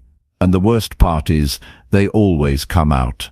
Maybe not today, maybe not tomorrow, but the truth always finds its way to the surface. And when it does, the damage is often worse than what would have happened if you'd just told the truth from the beginning. Being honest doesn't mean sharing everything. It means not pretending. It means not hiding the things that matter. It means standing up for what's right, even when your voice shakes. It means living in a way where your words match your actions, where people don't have to guess who you are or what you believe. They know because you've shown them, because you've said it, and because you've lived it. Truth doesn't need to be defended with force. It defends itself over time. When people lie, they have to constantly cover their tracks. They have to hide, pretend, edit. But when you live with honesty, you're free. You're not always looking over your shoulder. You're not wasting energy on maintaining a false image. You're focused on what matters, on growth, on progress, on living with purpose. Even if the truth costs you relationships, jobs, or opportunities, it will always reward you with something more important: alignment, peace, self-trust. When you're honest, you can look in the mirror without shame. You can walk into any room without fear of being exposed. You can speak without second-guessing yourself. That kind of confidence doesn't come from being liked. It comes from being true. Don't let fear keep you silent. Don't let comfort keep you fake. Don't let pressure shape your words. Speak truth because it's the only thing that lasts. Lies crumble under pressure. Truth stands. Even when people leave, even when the outcome isn't what you hoped for, the truth will carry you forward with strength. And the right people will stay. The right people will respect it. The right people will be drawn to your honesty, not because it's easy, but because it's real. In every situation, you have a choice. Stay silent to keep the peace, or speak truth to build something real. Pretend to protect your image, or be honest to protect your character. Choose ease now and pay later, or choose courage now and build strength that lasts. Every time you choose truth, you become stronger, sharper, clearer, and more in control of your life. People who lie often feel like they're controlling the situation, but in reality, they're giving control away, because now the lie controls them. They have to protect it. They have to keep up appearances. They have to live with the fear of being found out. But when you tell the truth, you control your choices. You accept the consequences. You walk with dignity. It's not always easy. You'll be misunderstood. You'll be challenged. You'll face resistance. But you'll also grow. You'll also rise. You'll become someone others can rely on. Someone others trust. Someone who lives from the inside out. Not for applause, but for integrity. And when you make truth your standard, it shapes everything. It changes how you lead, how you love, how you work, how you grow. You stop tolerating lies in your environment. You stop playing along with fake conversations. You stop accepting half effort, half truth, half living. You raise your standard, and in doing so you raise your life. You don't have to be perfect. You don't have to know everything, but you do have to be honest. You have to be willing to face hard truths and speak them with strength. That's the mark of real maturity. That's the foundation of real growth. So live with truth. Speak it. Stand by it. Don't water it down. Don't twist it to please people. Don't hide it because it makes others uncomfortable. Let your words reflect your values. Let your truth define your presence. And let your honesty be the reason people trust you, follow you, and grow with you. The world needs more truth. Not polished perfection. Not fake positivity. Real words. Real strength. Real people who are not afraid to live aligned with what's right, even when it costs them something. Be that person. Every day. In every moment. With every choice. Tell the truth. No matter the consequence. Because your integrity is worth more than comfort. And your future is worth more than any lie. Lesson 19. Forgive others quickly and release yourself from resentment. Forgiveness is not a gift you give to others to excuse their actions. Forgiveness is a decision you make to set yourself free. People hold on to pain for years, replaying moments, conversations, betrayals, and disappointments like a movie that never ends. And every time they replay it, they relive it. They stay stuck. They stay angry. They stay wounded. They think holding on protects them, but all it does is poison them slowly. If you want real peace, if you want real clarity, if you want your life to move forward with strength, you have to forgive, quickly, fully, and without dragging it out. Not because they deserve it, but because you deserve freedom. Resentment will rob you of energy. It will cloud your focus. It will harden your heart and weaken your spirit. It doesn't just affect your emotions. It affects your health, your sleep, your patience, your perspective. It will follow you into rooms where the person who hurt you isn't even present. You'll find yourself reacting to situations not based on what's happening now, but based on the pain you haven't let go of. That's how powerful unresolved bitterness is. And if you don't release it, it will continue to write the story of your life without your permission. Forgiving quickly doesn't mean what they did was right. It doesn't mean it didn't matter.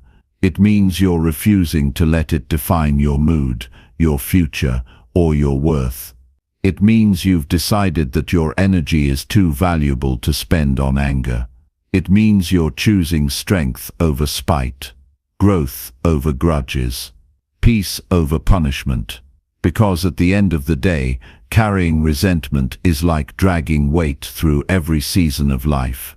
And no matter how strong you are, that weight will eventually break you down if you don't let it go. You cannot live fully with a heart full of hate. Even if it's quiet, even if it's hidden, that anger leaks into your attitude. It shapes how you treat others. It hardens your ability to trust. It builds walls where there should be connection. And the saddest part is, the person who hurt you often moves on with their life, while you're the one still hurting. Forgiveness doesn't change what happened, but it changes what happens next. It gives you back control. It helps you heal. It opens your future again. Most people wait for an apology to forgive. But if your peace depends on someone else's apology, then you've given them the key to your emotional freedom. That's not power. That's prison. You don't need closure from someone who never cared enough to take responsibility. You don't need an explanation from someone who may never see what they did. You don't need anything from them. What you need is honesty with yourself. What you need is to say, "This hurt me. It changed me. But I'm not going to carry it anymore." You release it for your own good. You release it so your mind can be clear, so your heart can be soft again, so your life can move without dragging old pain into new seasons. The faster you forgive, the faster you rise. And the longer you wait, the more you suffer. That's not punishment, it's a choice.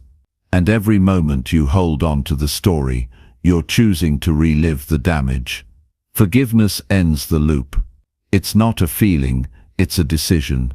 And sometimes you'll have to make that decision more than once. Especially when the wound is deep. Especially when the memory comes back. But each time you forgive, you get stronger. You remind yourself that healing matters more than history. That your future is too important to keep tied to people who didn't value you. That your peace isn't worth trading for pride. Don't confuse forgiveness with reconciliation. You can forgive someone without letting them back into your life. You can release the pain without rebuilding the connection. Some people are not meant to stay. Some doors need to stay closed. But forgiveness lets you close those doors with peace, not bitterness. It helps you walk away clean. Not broken, not bitter, just free. You also have to forgive yourself. The choices you made when you didn't know better. The things you said out of fear. The opportunities you missed. The moments you stayed too long. Stop punishing yourself for who you were. That version of you was doing the best they could with what they knew. Now you know more. Now you see clearer. Use that wisdom to move forward, not to shame yourself but to grow. Forgiveness is the foundation of emotional strength. It's not weakness. It doesn't make you soft. It makes you powerful. Because anyone can stay angry. That's easy. Anyone can hold a grudge. That takes no skill. But to rise above it, to let go when you have every reason to stay bitter, that takes maturity. That takes control. That takes a different kind of strength, the kind that builds lasting peace. You'll know you've truly forgiven when the memory no longer controls your emotions, when you can remember without the tension, when you can think of them without the need for revenge. That doesn't happen all at once, but it begins with the choice to release. And you can make that choice right now. You can say, I'm done carrying this. I'm done holding this pain like a badge. I'm ready to heal. Speak it, write it, pray it, let it out of your system. Tell yourself the truth, what happened, how it affected you, and then let it go. It may take time, but the decision happens in a moment, and every time you choose to let go, you take a step closer to your full strength. Letting go doesn't mean you lose. It means you win. It means you stop living in a past that cannot be changed. It means you start building a future that reflects your values, not your wounds. It means you show yourself that your joy matters more than your anger, that your freedom matters more than your pride. You weren't meant to carry bitterness. You weren't built for resentment. You were designed to grow, to give, to create, to love. But none of those things thrive in a bitter heart. You cannot move forward if you're still holding on. And you don't have to wait for the perfect moment to let it go. The perfect moment is right now. Look at the people who hurt you and say, you don't control my peace anymore. Look at the situation and say, you don't get to take more from me. Look at yourself and say, I forgive you and I'm moving forward with grace. Don't let your life be shaped by a moment someone else created. Don't build your future around what they broke. Build it around what you've learned. Build it around the strength you've gained. Build it around the peace you've chosen. That's how you rise. That's how you reclaim your power. So forgive, fully, quickly, without needing anything in return. Let your freedom matter more than your pride. Let your healing matter more than your anger. Let your growth matter more than the story. And every time resentment shows up, remind yourself this no longer belongs here. You get to decide how heavy your heart feels. You get to decide how long you carry the pain. And you get to decide when it's time to let it go. Make that decision now. Choose peace. Choose clarity. Choose the life that resentment can never give you, and step into the strength that only forgiveness can create. Lesson 20. Take massive action immediately without waiting for approval. Nothing changes until you take action. And not just slow, safe, small action, but massive action. Bold steps. Real effort. Immediate movement. The kind of action that forces growth, demands attention, and breaks you out of waiting mode. Most people spend their lives stuck in planning, preparing, and waiting for the perfect moment to move. But that moment never comes. Conditions never line up perfectly. The approval they're waiting for never arrives. So they stay exactly where they are, full of potential, full of ideas, but with no results to show for it. If you want to live a life of meaning and strength, you have to stop waiting and start moving. The only way forward is through action, and the faster you begin, the faster you grow. Waiting for approval is one of the biggest traps people fall into. They want someone to say it's okay. They want permission to start. They want validation before they've earned it. But life doesn't work that way. You don't need someone to clap for you before you act. You don't need to be noticed before you begin. You don't need someone to agree with you before you take the first step. You don't need anyone's permission to improve your life. What you need is a decision. You decide, and then you move. Not in a week, not after you feel confident, not when the fear goes away. Now, massive action means you're done thinking about it. You're done overanalyzing. You're done letting fear run your schedule. It means you're willing to look messy, to fail, to figure it out as you go, because you understand that results only follow action. There's no shortcut around it. There's no theory strong enough to replace experience. You can read, learn, plan, and dream, but until you execute, nothing changes.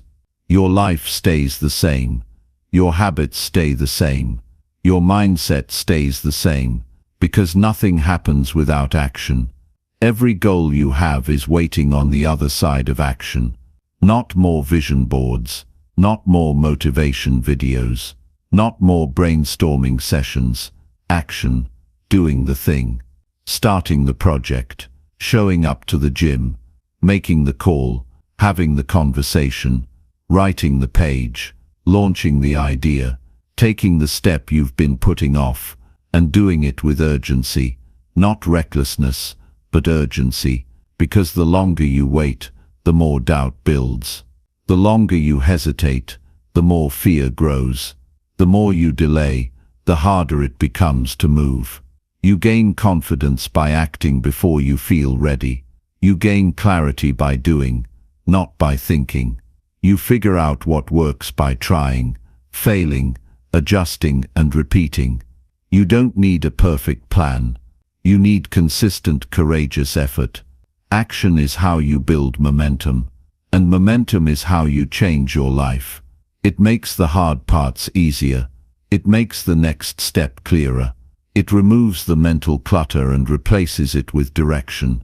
Taking massive action doesn't mean being reckless. It means being decisive.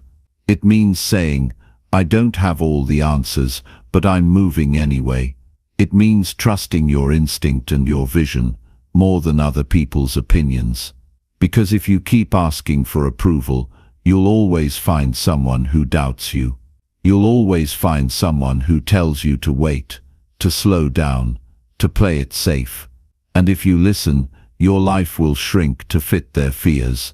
You don't owe anyone an explanation for taking action on your goals. You don't need to justify your effort to people who aren't building what you're building. You don't need their support. You need your own commitment.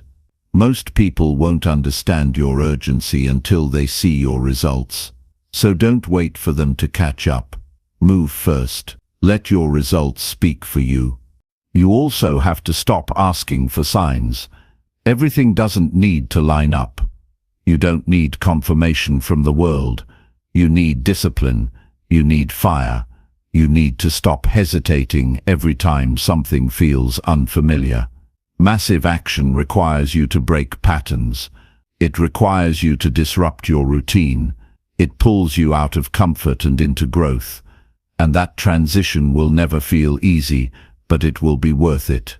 The more action you take, the less fear controls you, because fear feeds on inaction. It grows in silence. It multiplies when you wait. But once you move, fear starts to lose its voice. Every step you take proves that you're stronger than your doubt. Every move you make weakens the grip of hesitation. That's why immediate action matters. It cuts through fear before fear takes root. Massive action also builds identity. Every time you move, you tell yourself, "This is who I am now." You're not just someone who thinks, you're someone who executes. You're not just someone with a dream, you're someone who's building it. That shift in identity changes everything.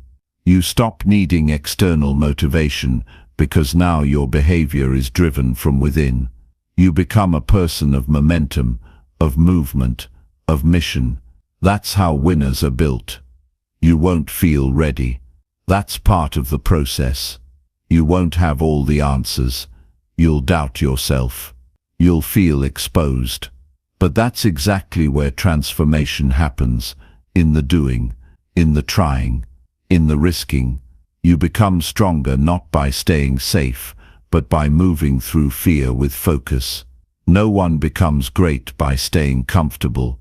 No one becomes confident by waiting. Confidence comes from doing what you said you'd do, from showing up, from following through, from moving with intensity before life forces you to. You don't need to wait for a wake-up call. You don't need to wait until everything's falling apart. You can start now. You can move with power right now. The opportunity you want is waiting on the other side of the action you've been avoiding. It's not complicated, it's just uncomfortable, but discomfort is where all growth lives. Stop asking what if, start asking what's next. What's the next action I can take? What's one move I can make right now that pulls me closer to my goal? Take that step. Then take another. Stop talking about it. Stop thinking about it. Do it. Start building your results instead of collecting reasons, and don't wait for things to be perfect. They never will be. People waste years trying to align everything before they begin. Meanwhile, the ones who just started, who kept going, who learned as they moved, those are the ones making progress. You'll never feel completely prepared, but action makes you ready. Action shapes your skill. Action builds your belief, and belief without action is just noise. It's okay to be scared, but act anyway. It's okay to be unsure, but move anyway. It's okay to fail, but start anyway. Because every result, every lesson, every breakthrough you want is only found through effort. And the more massive and immediate your action, the faster you'll find it. Not because the path is easy, but because the direction is clear. You will be judged. You will be misunderstood. You will face resistance. That's the price of movement. But movement is worth it. Because while others are waiting for the right moment, you'll already be miles ahead, learning, growing, building, and becoming. That's the reward of action, not just the goal but the growth that comes along the way. So make the decision. No more waiting, no more permission, no more rehearsing the speech in your head. Do it. Apply, call, build, launch, move, and then keep moving. Fast, consistently, fearlessly. Let your actions speak louder than your words. Let your commitment be louder than your doubt. Let your movement drown out your fear. Because this is how you win, not by talking, not by planning, but by doing. Every day. Starting now. Without apology, without approval. Just action. Massive, real, unstoppable action.